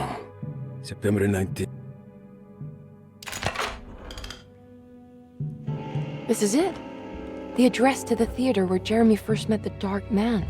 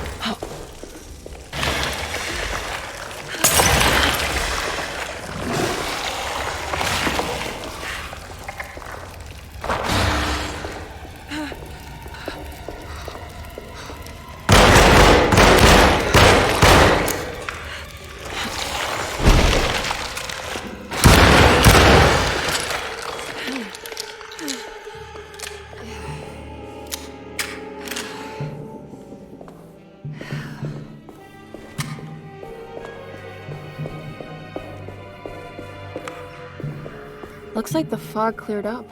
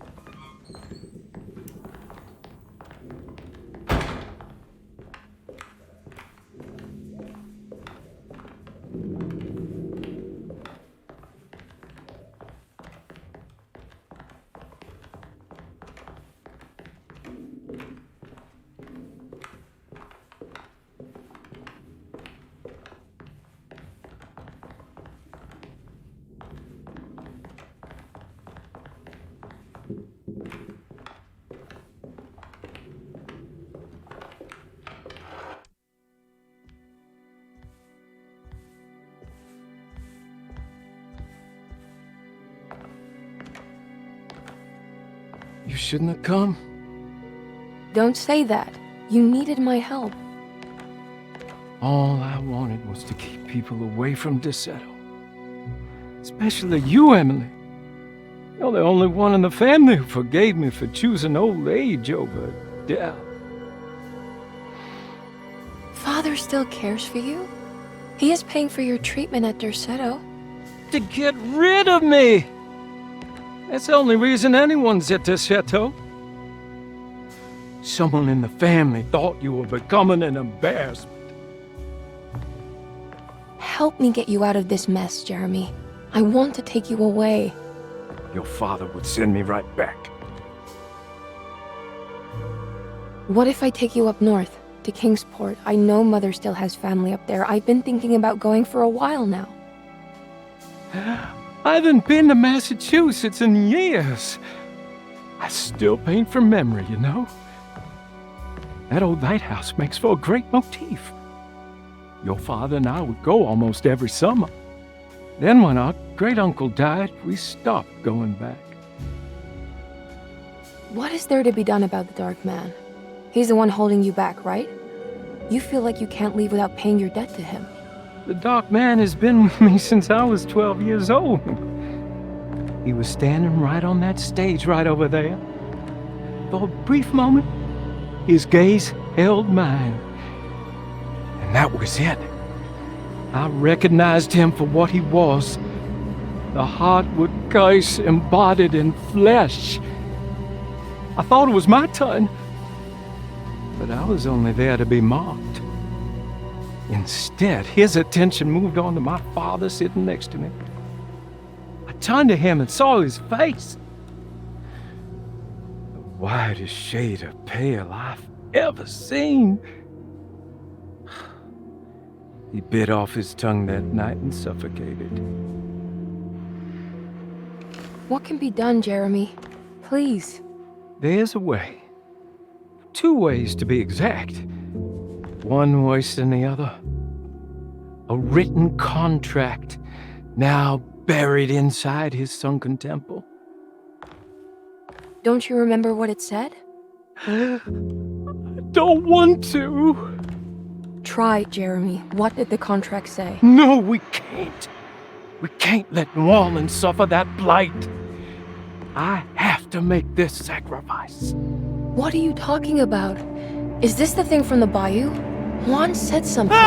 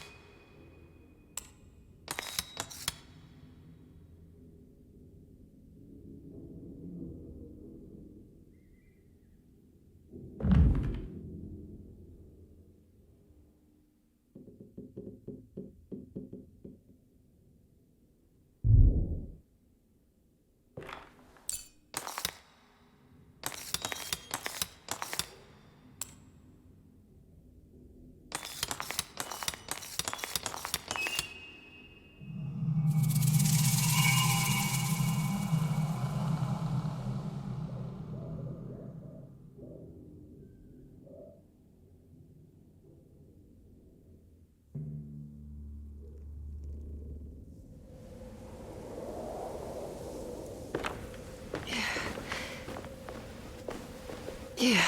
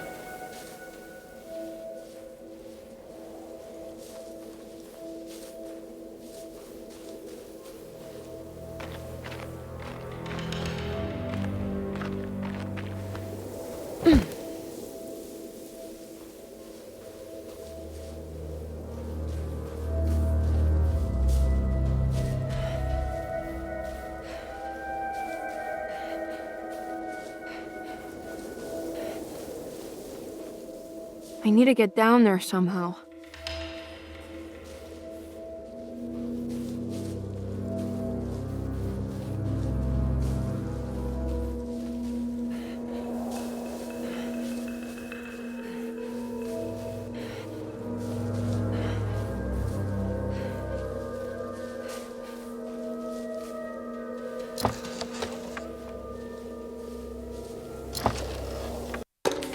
The Temple of Nephron Ka.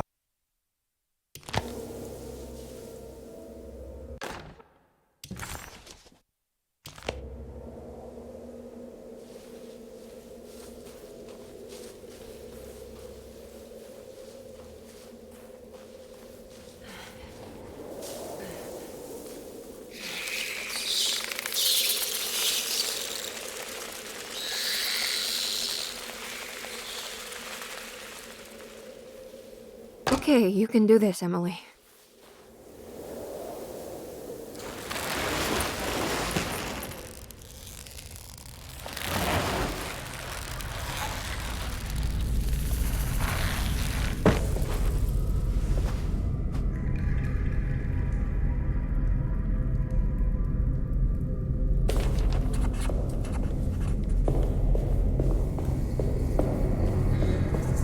I've seen this in a dream, but it's a shallow pit of darkness. This is definitely where the contract is hidden, but how do I get to it?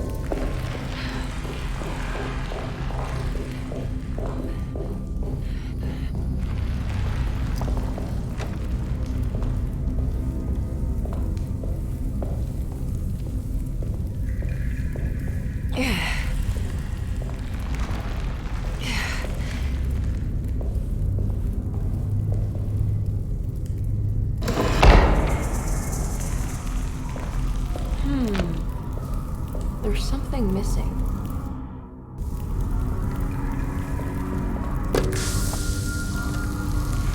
I think this one moves.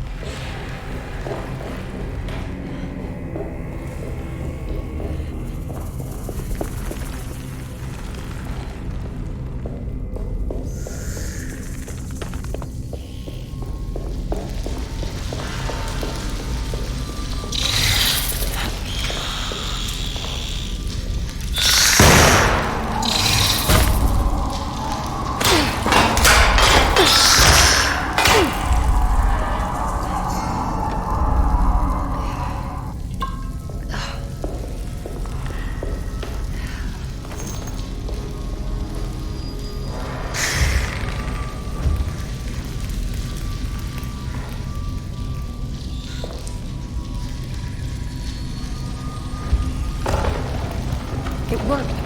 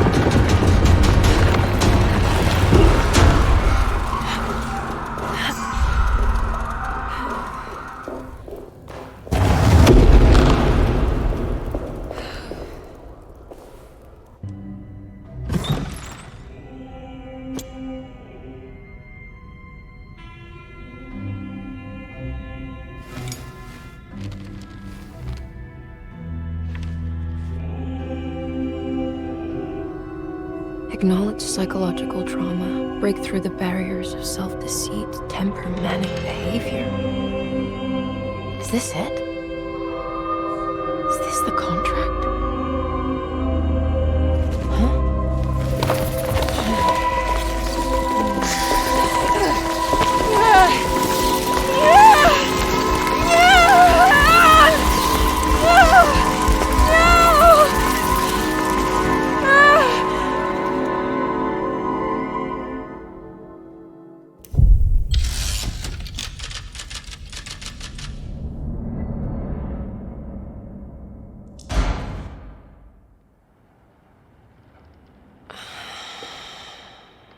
Oh, Jeremy. How much pain and suffering you could have prevented. Emily? What are you doing? Detective, how is your investigation going? Well, I still have no clue where Jeremy is, but I think I know why he's hiding. This place is full of lunatics planning to perform some kind of ritual tonight. Well, that sounds ridiculous. Or rather would have just a day ago. It gets worse. I have reason to believe they killed anyone who didn't want to go along with the plan. Detective, have you encountered any monsters tonight? I just told you, I think they killed people. Beauregard, the author, Perosi, the singer, Mr. Waits, the clerk, Mr. Chance, the gardener, they're all missing. No, I mean, have you fired your gun tonight? Of course not. They wouldn't just kill outsiders like that. It would bring too much attention. But you should keep your eyes open. So you haven't seen anything strange? Been anywhere else? What are you trying to tell me, Emily? Are you in some kind of danger?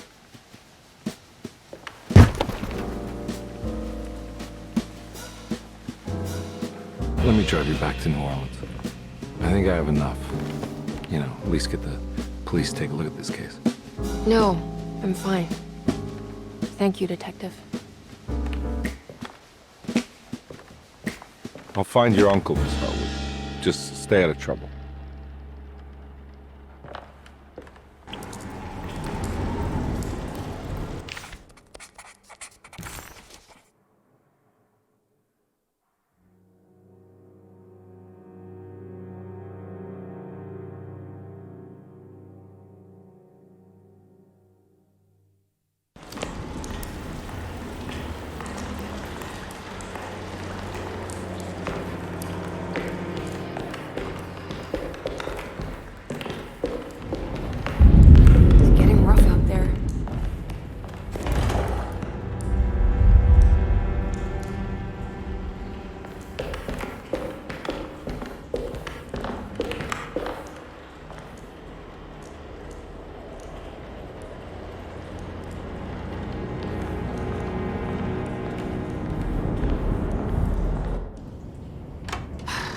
If we can just get rid of Jeremy, everything will go back to normal. That reminds me. I saw Miss Emily earlier. You remember her? You know she's Jeremy's niece. She's looking for him. That's right. She's helping us, in her own way. As long as she don't stand in the way of the mother of 1,000 young. I don't think she knows or cares about that. She just helped Jeremy. I've been more worried about that Detective Carmen fella. He's been snooping around asking all kinds of questions. God, it hurts. I wish you would stop doing that. Gives me the heebie-jeebies.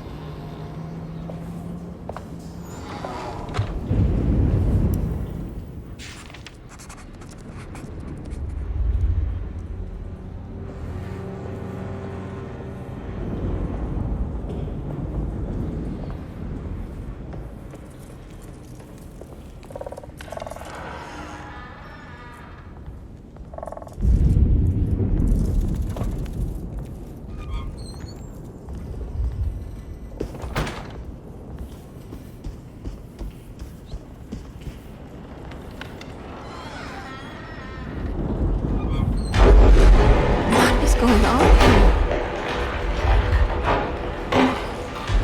It's blocked.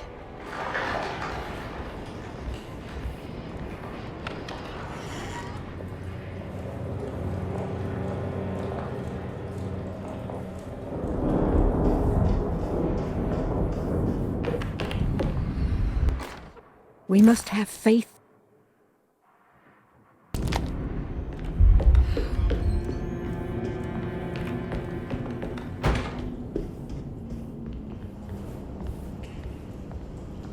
It's blocked.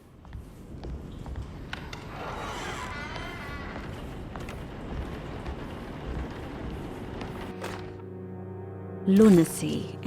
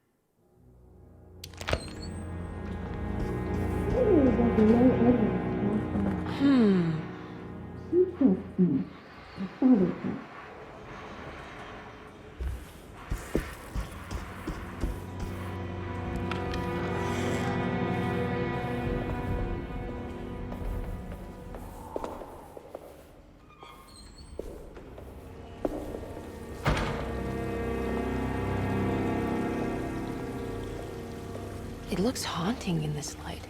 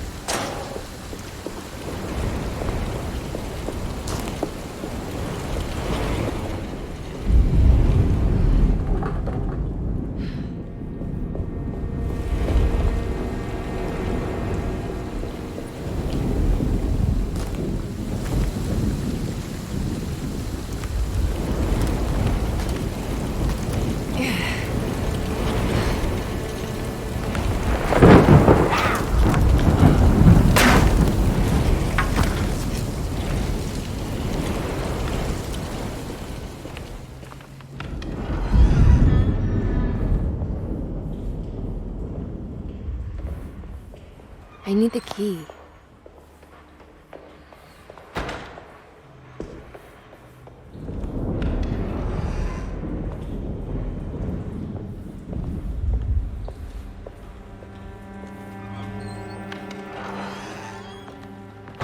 Mr. Waits must have had a spare key to Dr. Gray's office, but where? I need the key.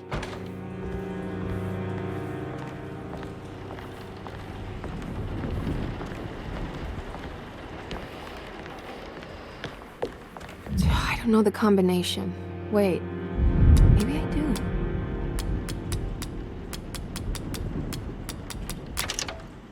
It worked. The last guest in the empty room.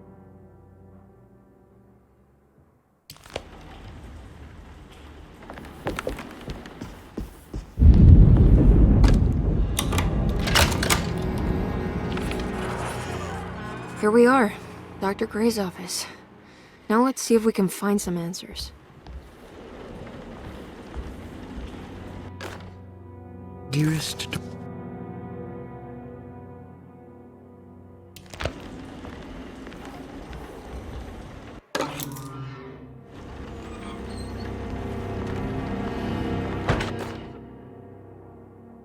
I have finished tidying up Miss Beauregard's belongings. I will leave it...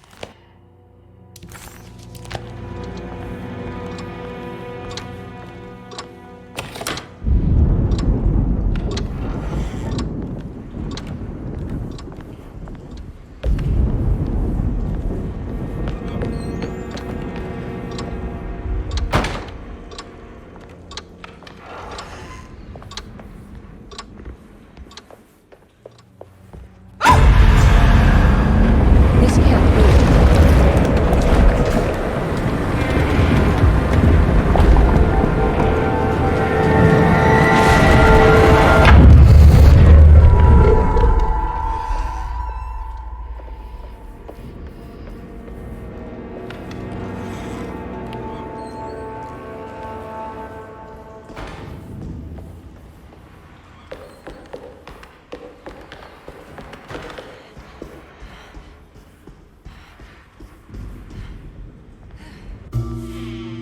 Hey, little lady, how's your evening been going? Ups and downs, I suppose. I hear that. We all live in the life of an elevator operator. Are you alright, sweetie? Do you want to see my mask, miss? I'm making it for St. John's.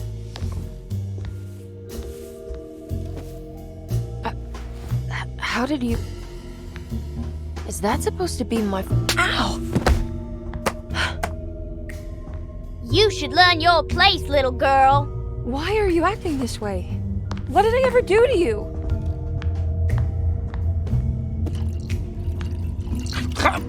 Grace! Grace!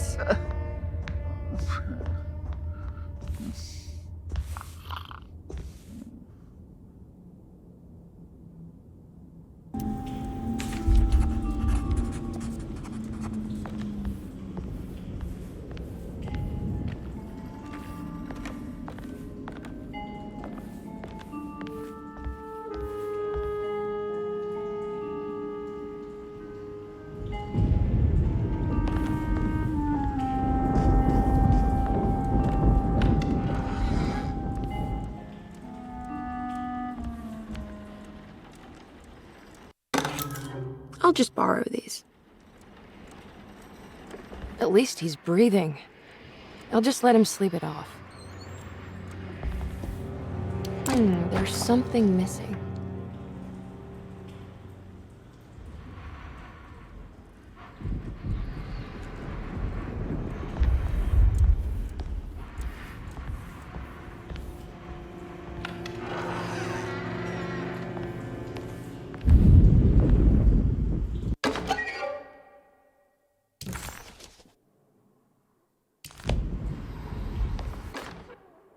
Jeremy knew that the only one who could help him now was...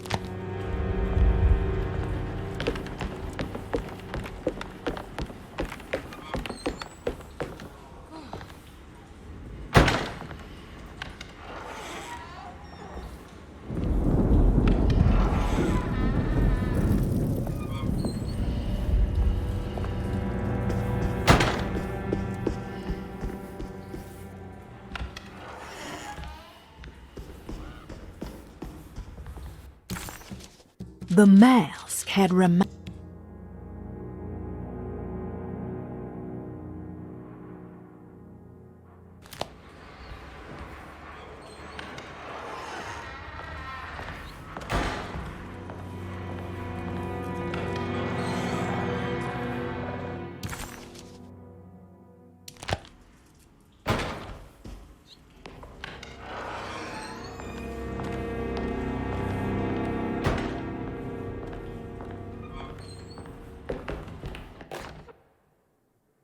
Detective Comby.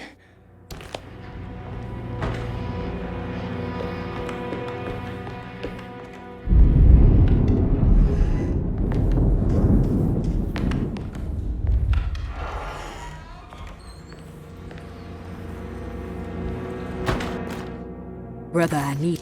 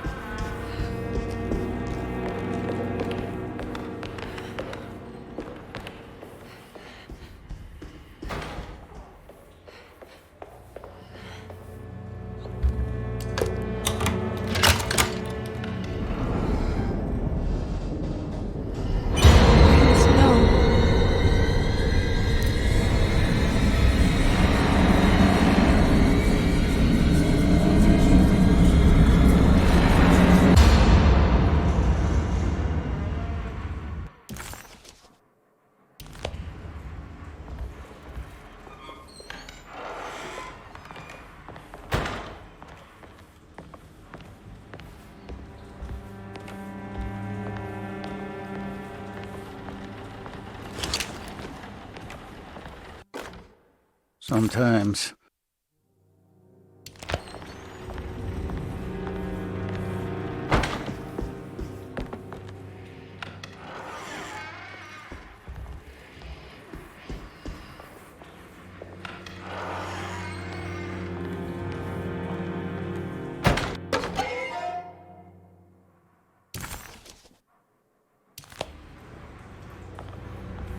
Ruth, are you there?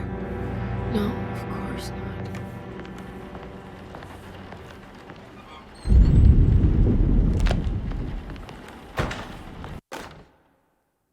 Castle built the zoetrope as an exercise in animation. He is very interested in moving pictures, and has even ordered an...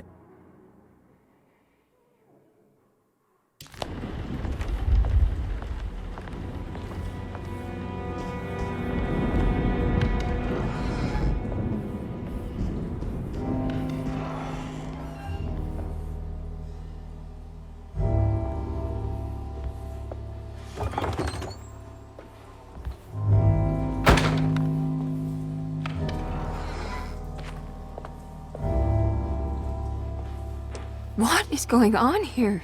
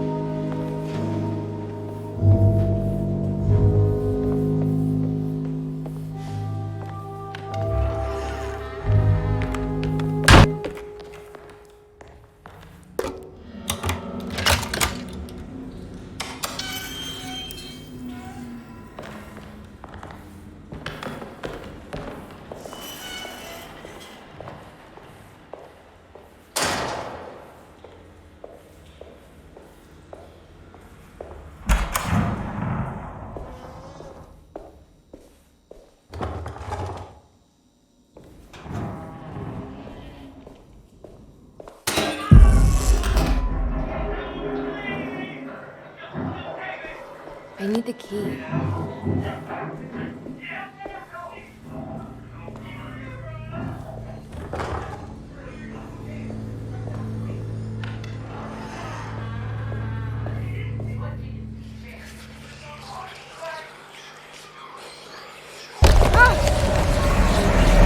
What's happening?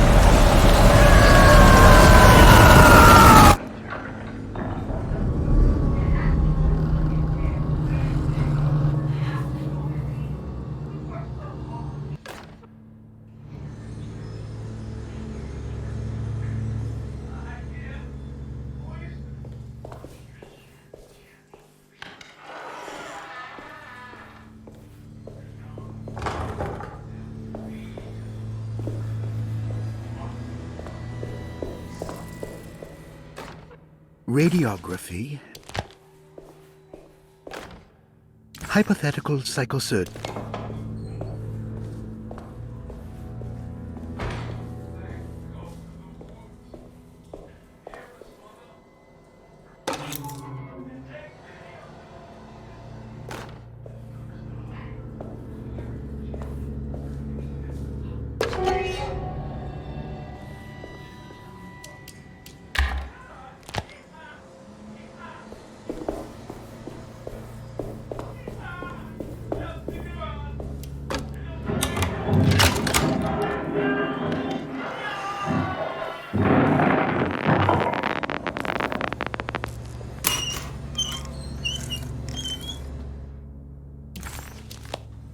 What's this?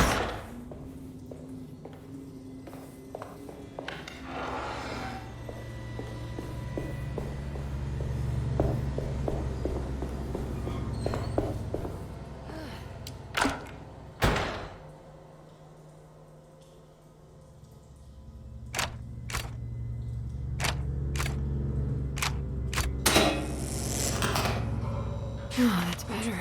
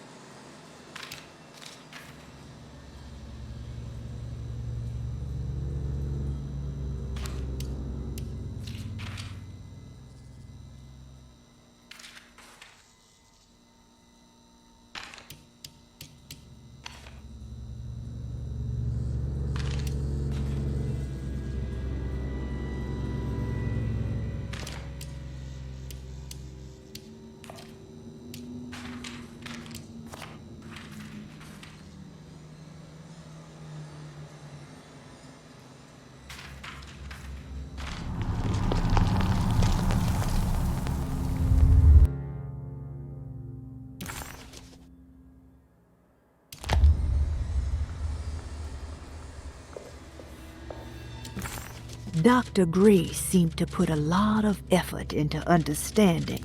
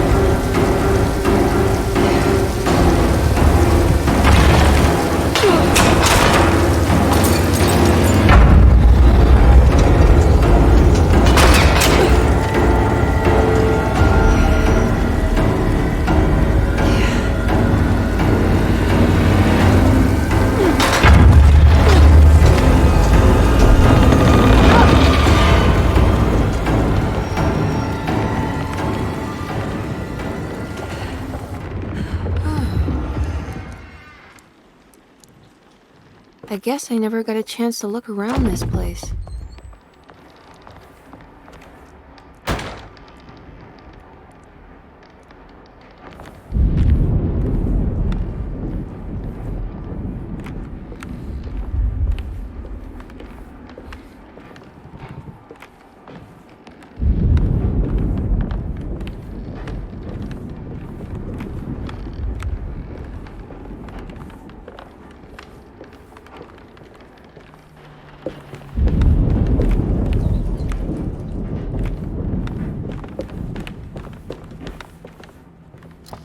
What's this?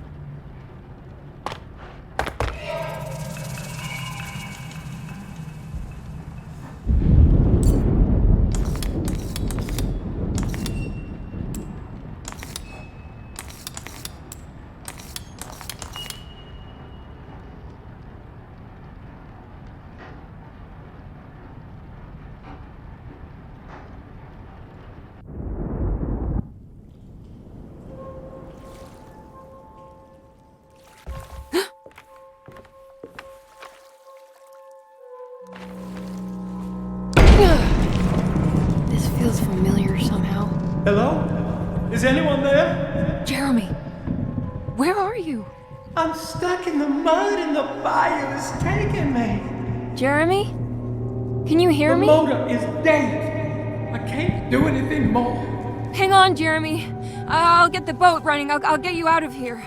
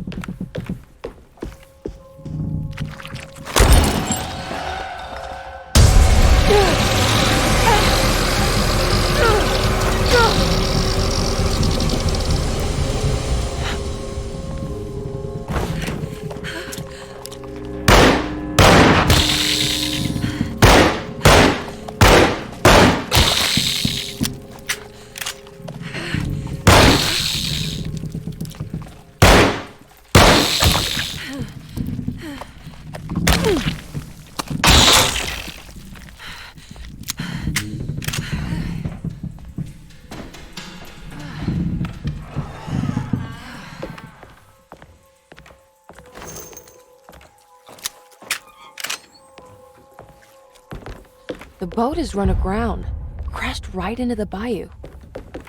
If I get the motor running, I could try backing into the river.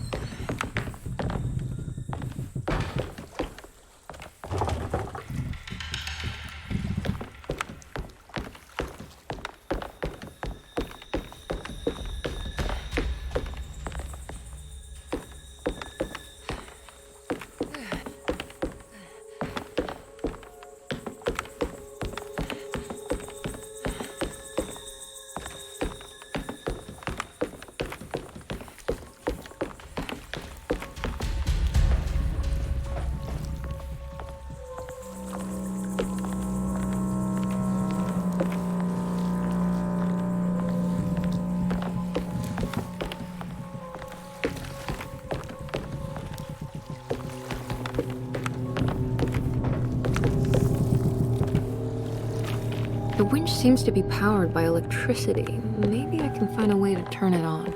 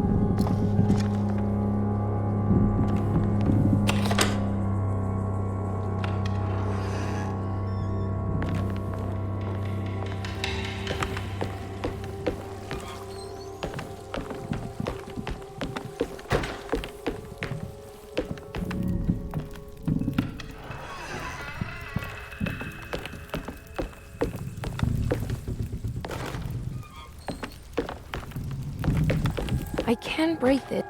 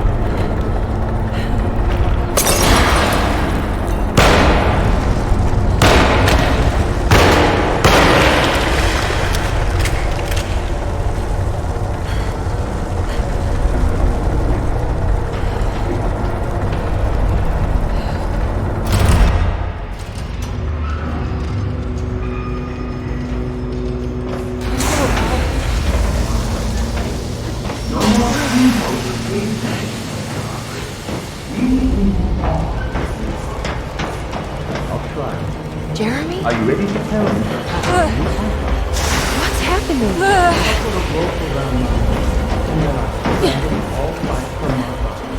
Uncle! Are you under the impression that you died? Yes. No. I was supposed to die. What does that mean? That you were supposed to die? I'm the catalyst. I had to die to make the story happen. Story? What are you referring to, Jeremy? 30 years ago, Frederic needed me to die. Jeremy! You're not making any sense. Come back. Find your focus. Uncle? I cheated everyone. I didn't play my part. I escaped my doom. Destiny! Again, find your focus. Jeremy! Now everything is wrong. Nothing is in place. Hey, listen to me! We're gonna drown! Calm down, Miss Hartwood. You're not in any danger. But... Jeremy... He was here, wasn't he? Miss Hartwood, I am beginning to suspect your family curse is catching up with you. Have you ever talked to a doctor about your condition? No. No, I was just confused. I thought I saw him for a moment. I'm fine. I'll let you be. Miss, I want you to know I'm here to help, if you need me.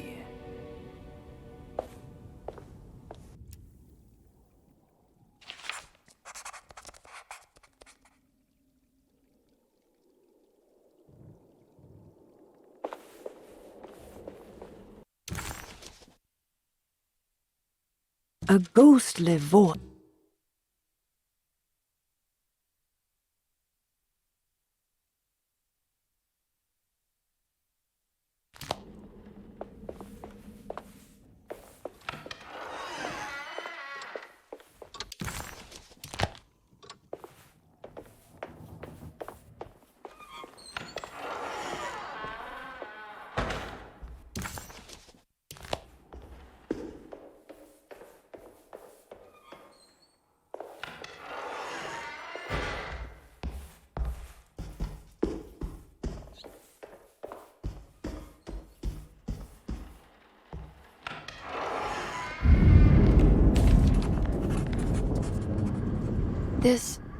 This is my room.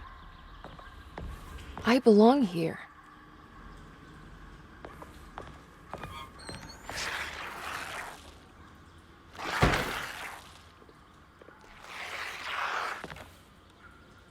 When I get back, I did this. I wrote that.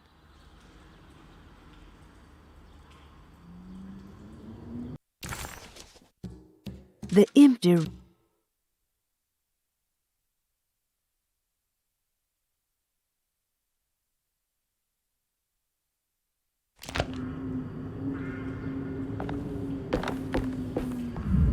I don't know the combination. Wait, maybe I do.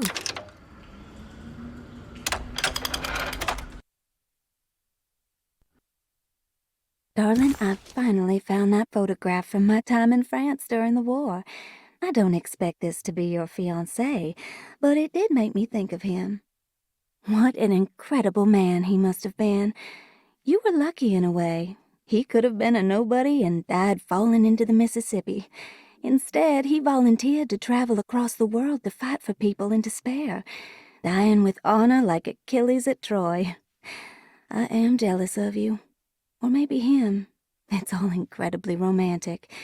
That's what I wanted to say. Please feel free to use my camera if you want to. It might cheer you up. It might bring him closer to you. Even if just in memory.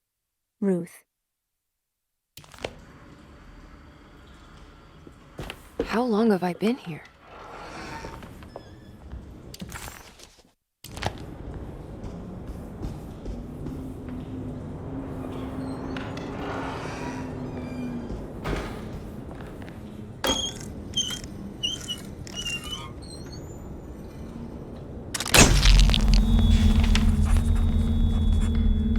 Is this how you travel, Ruth? The war in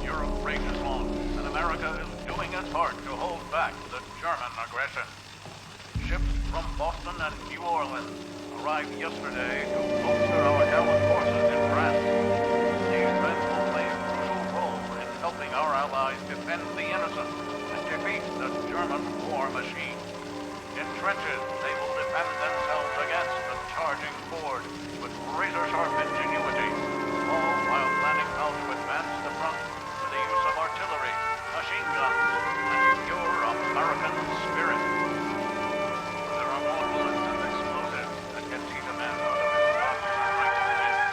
On the home front, the deadly influenza has claimed many lives.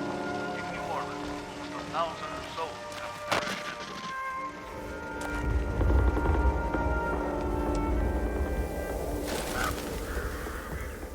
I'll find you, John.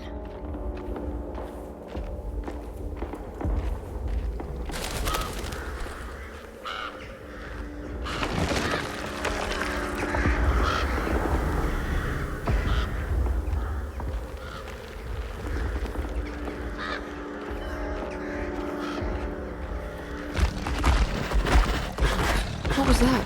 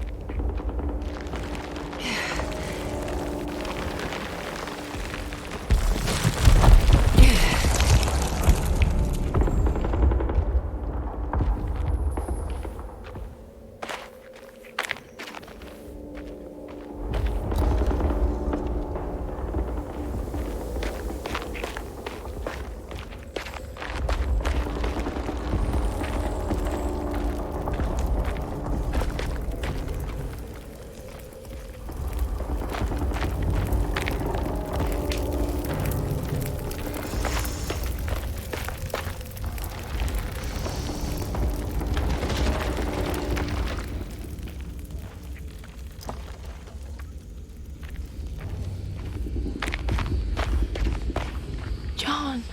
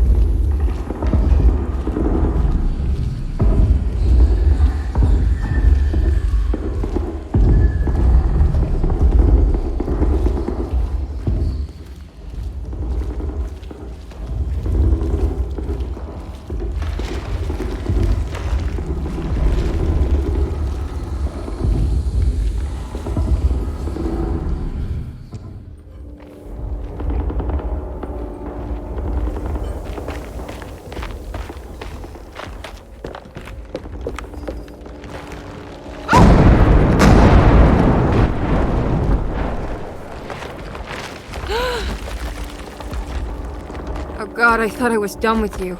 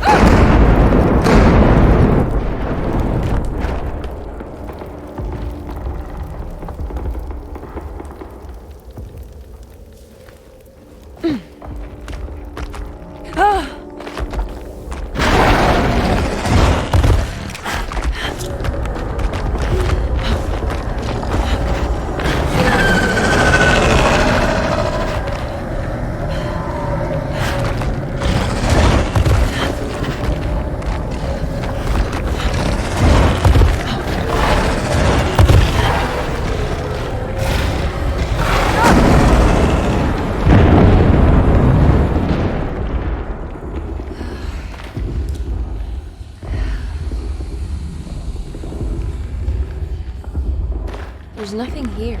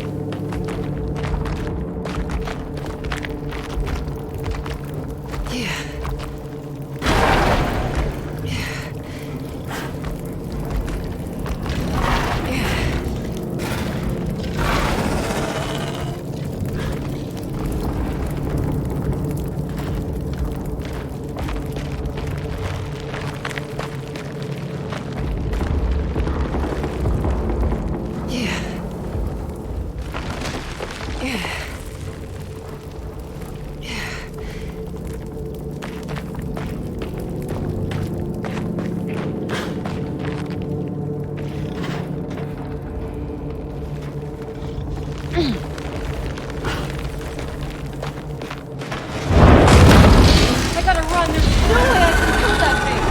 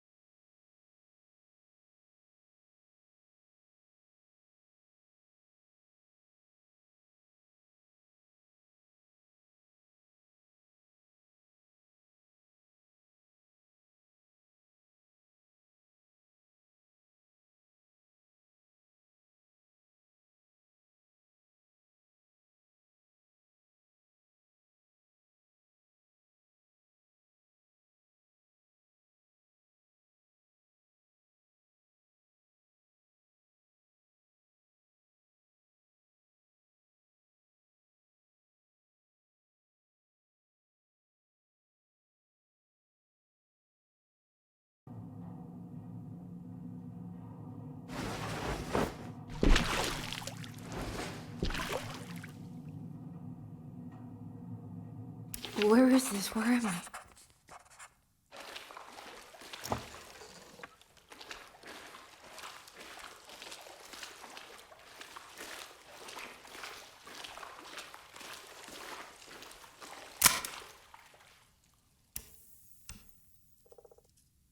Oh, come on.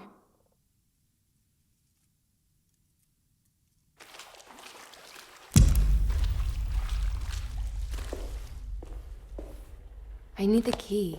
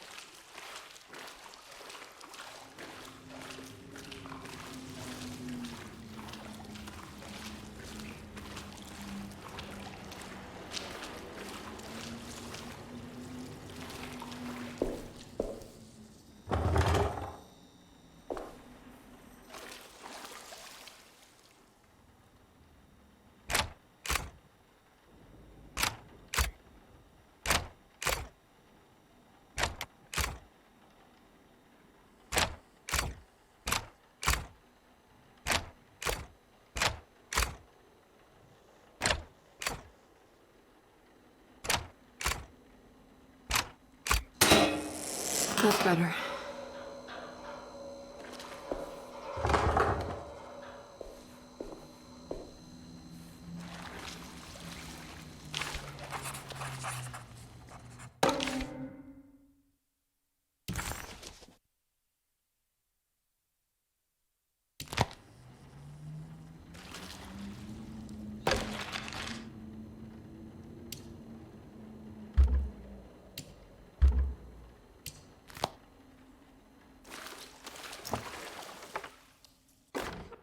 Closing the refuge, June 17, 1919. It is with a heavy heart that I must declare the DeSoto Refuge to be harmful beyond saving. As an emergency hospital, we have over the last 2 years treated hundreds of patients suffering the so-called Spanish flu. Unfortunately, our mortality numbers are unforgivable. While the influenza in itself was often successfully treated, many died of fungal infections and sudden acts of violent madness. In order to dismantle the refuge safely, building engineers will survey what parts of the house are especially contaminated by the peculiar rot discovered by Jean-Baptiste Tabois. The rot is believed to be the main perpetrator in spreading the deadly fungal infection, but also the cause of the incurable madness. The most afflicted rooms will then be sealed permanently to create a cordon sanitaire. As the dead seem to exacerbate the spreading of the fungal infection, all bodies that can't be cremated by tomorrow will be forever entombed inside DeSeto's sealed section.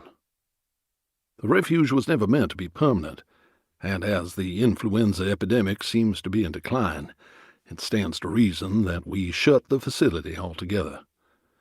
Many brave volunteers have helped for very little pay to treat those in need for almost 2 years, and we are forever in their debt. All surviving patients will be transferred to other medical facilities around New Orleans as soon as possible. At the end of the summer, we should be able to leave DeSoto to recover. Dr. Isaac Herbert.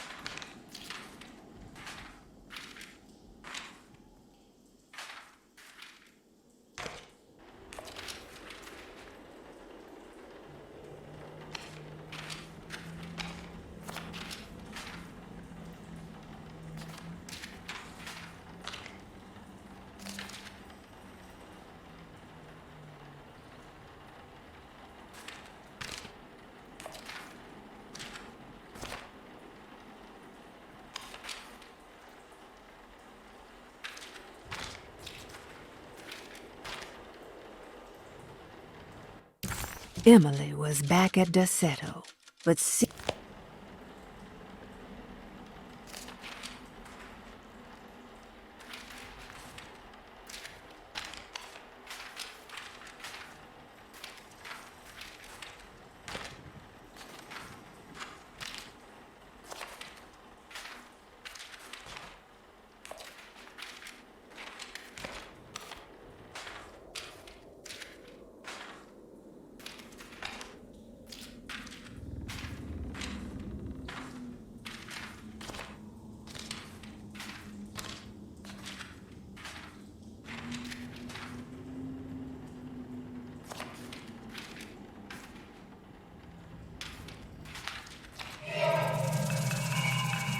What's that?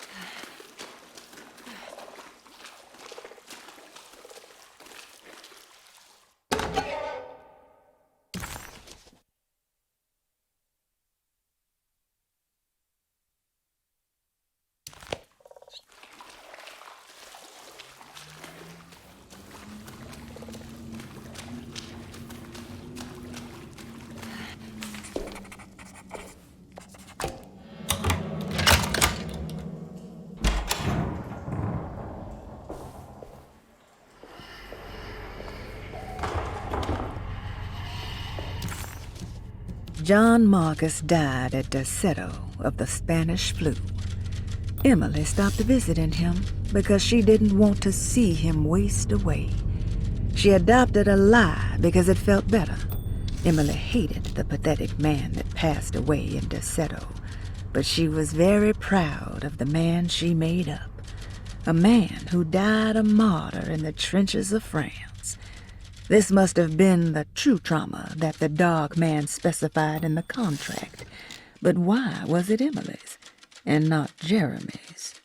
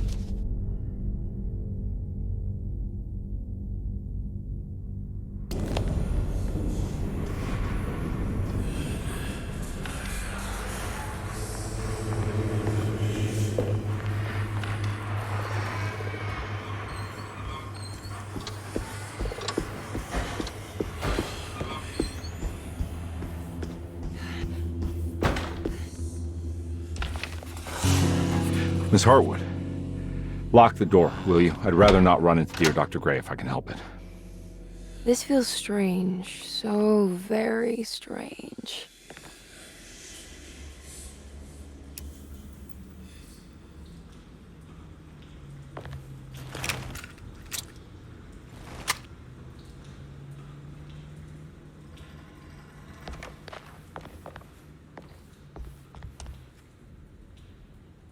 You okay?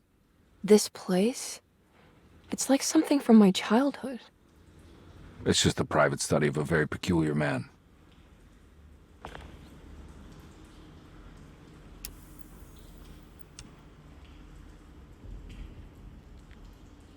I think this is it. I'm properly mad. You should be. Dr. Gray's playing with fire.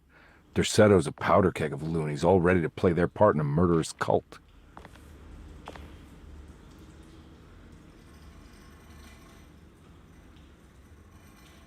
I'm trying to say I've lost my mind, Detective.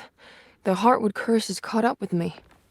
I'm sure you're exaggerating. Try to focus on whatever you've been doing. Right. Breaking the Dark Man's contract. Does it even matter anymore?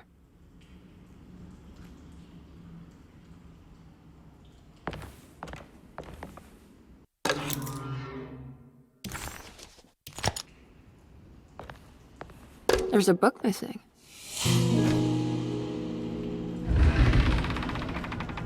A secret door. Looks like it. Careful. Let me go first.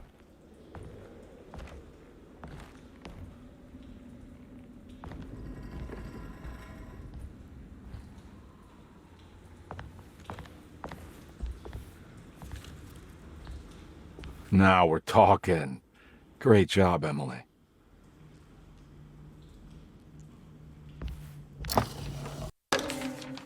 Good to finally meet you, Mr. Hartwood. I'm here...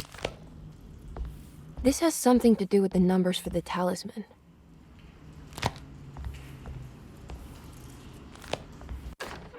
The snake dagger.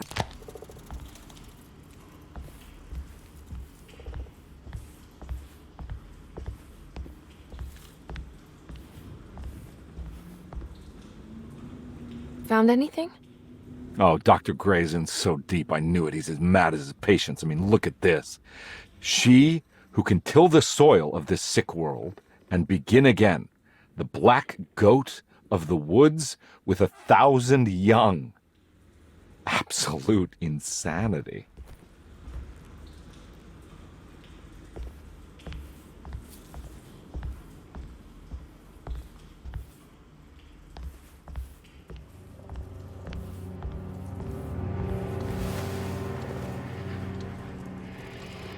I can't believe I didn't see that before.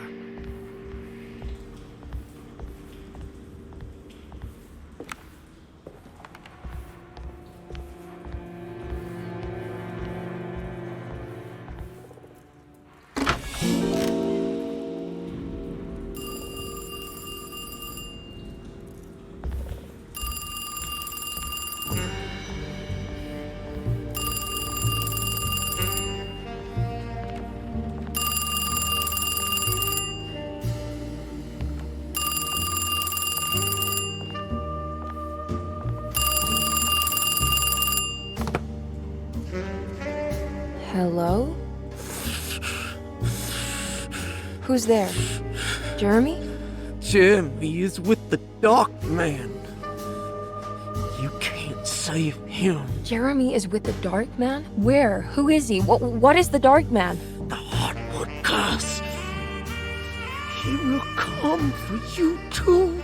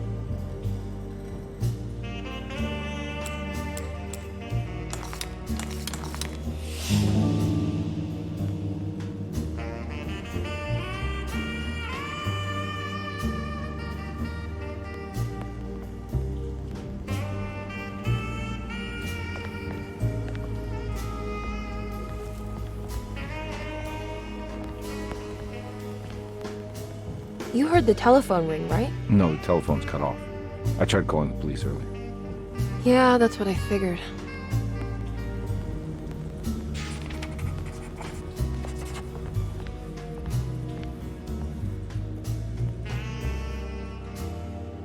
Hey, Mr. Carnby? Nothing, right? It's a closet.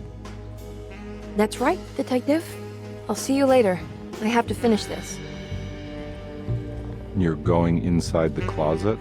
I know what it looks like, but I can't explain it, much less justify it. All right. You do what you have to do, miss. Goodbye, Detective.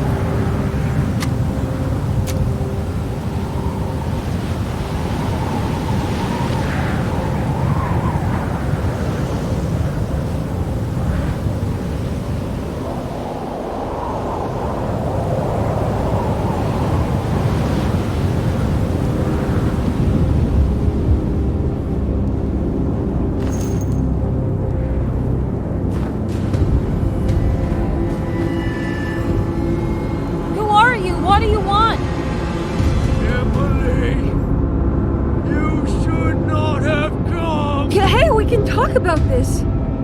It's too late for that. It's too late.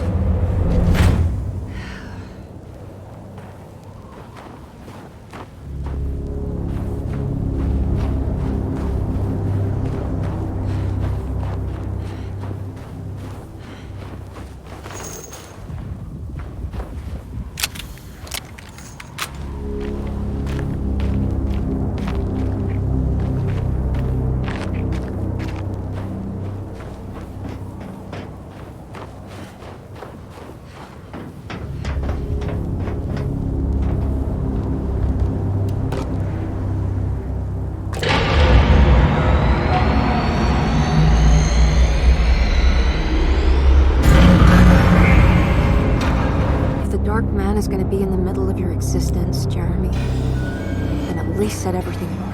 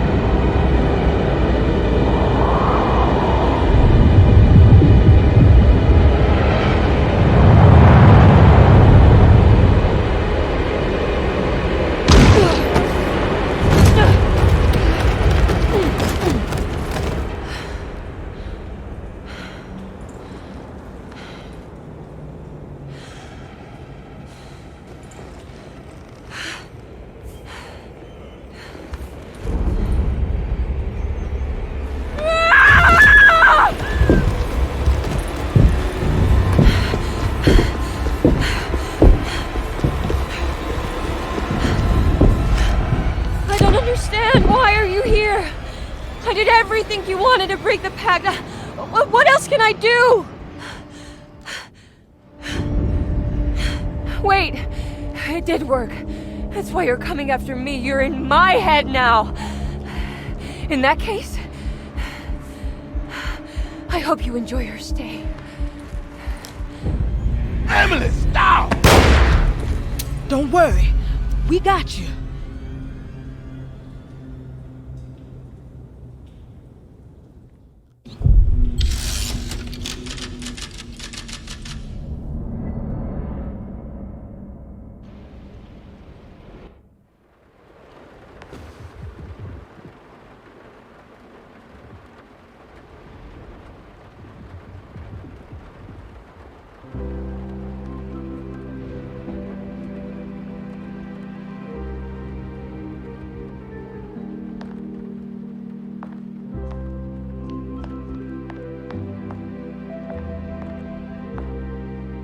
you alone? Or is he in there with you? Miss Hartwood is up! Heard you almost painted the foyer with your own blood and guts. Good to see you still in one piece. Stick around, will you? It's going to be an exciting night.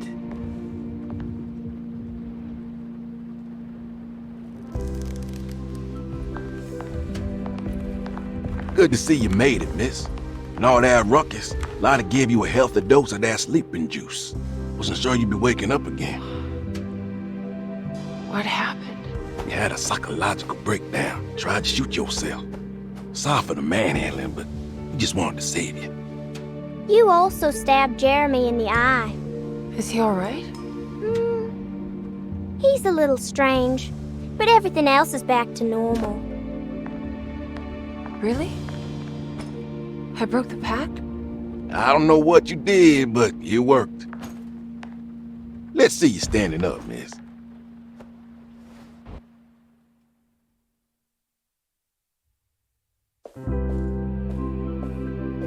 Jeremy, are you okay? I'm so sorry for hurting you. How can you ever forgive me? Emily, I missed you so. I do hope you'll stay with me for a while. Uncle, what's wrong? Is it anesthesia? He seems so meek. I wish that was the case. It turns out that you managed to lobotomize him. It's actually quite impressive considering your technique. This is permanent? You sacrificed a piece of his mind to save the whole. It's a little like treating a bad knee by cutting off the leg. It's blunt, but it works. That's terrible. Perhaps. But at least he won't suffer anymore. Do you remember the Dark Man, Jeremy? Ah, yes. Where did he go? I hope he is doing all right. You see? With a violent stab, you made any future treatment quite redundant. I assume you will be bringing him with you back to New Orleans. I will. I just need to find Detective Carnby.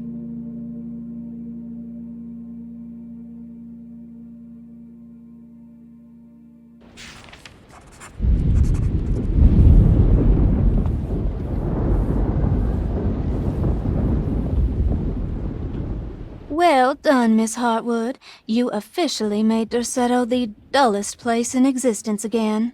Oh, thank you. Happy to be of service.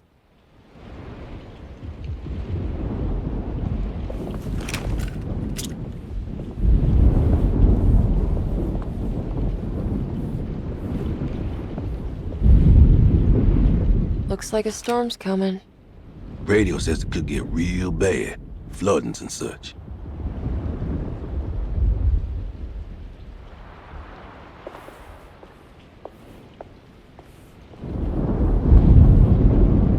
Good to see you're still with us, miss. Are you hungry? No, thank you. I'm still a bit woozy.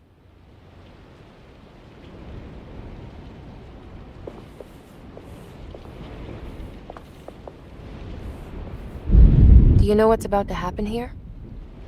Oh, just a little ceremony we do each year on the eve of St. John. We raise our glasses to the old wishing tree here and ask for a better year.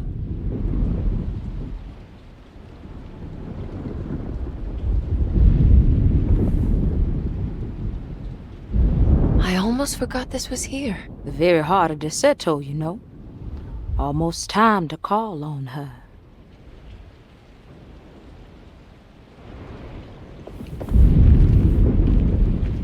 What are you doing? Preparing for the ceremony. This time she will come. I'm sure of it.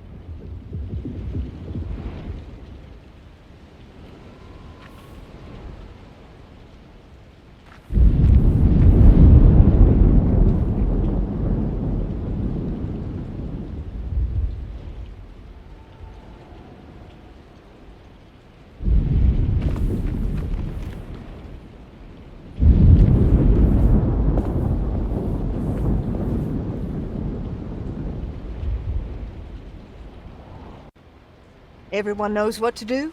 Y'all know the new words. Mrs. Thompson, we talked about this.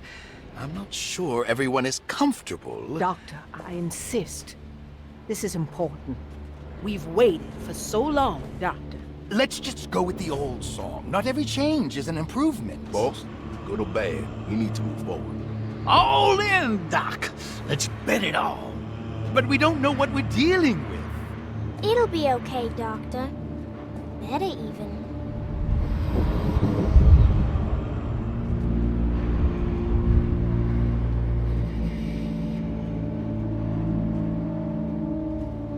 Hell, there are praises in abundance to the black goat of the woods. Hear us, mother. Take pity on us. Take pity on us. Ever there praises and abundance black black goat goat of the woods. Ever Hear us, and take pity on us. Take pity on us. Hear us, mother. Ever there praises and abundance Hear us, mother, and take pity on us. Take pity on us.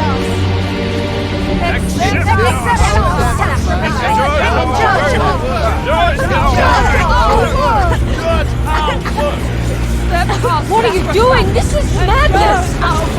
This here's what needs to happen. She's just a child!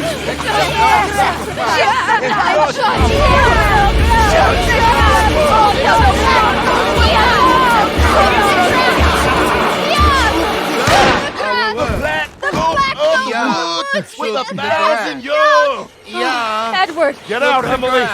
We're leaving! No! There has to be a number one!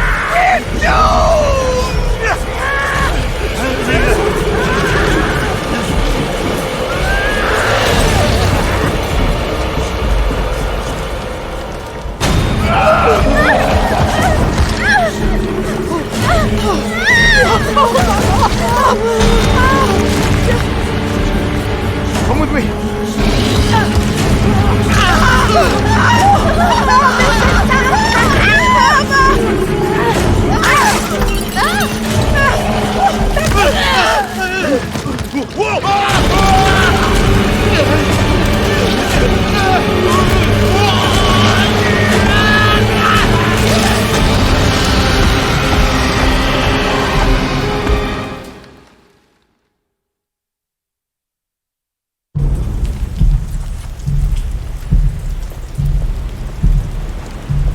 I have to stop that thing. It's gonna kill everything in its way.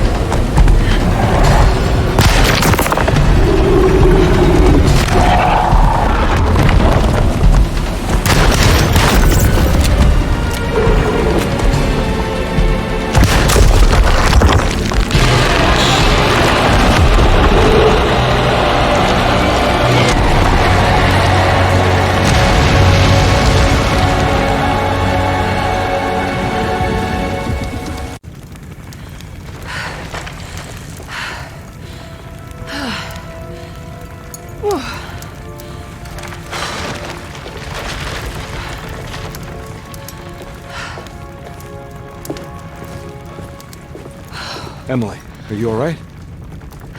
I don't understand anything that just happened. What was that? The whole gang was a cult dedicated to something called the Black Goat of the Woods. I've been trying to gather as much information as I could. It was only after you started talking about monsters that I thought maybe there was some truth to all the nonsense I was finding. Where's Jeremy? Uncle! Are you alright? Everything is out of order. This isn't the way the story goes. I shouldn't be alive. Don't say that. You made it out. Be happy. Okay?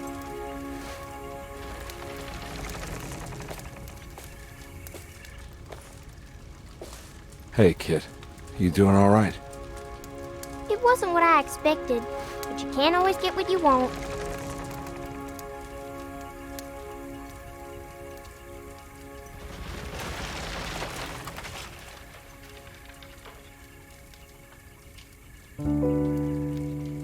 All right, you ready to head back to New Orleans? Come on, Jeremy. Let's go. Can I come? Don't leave her. You have to take her to Hell's Kitchen. What on earth are you talking about?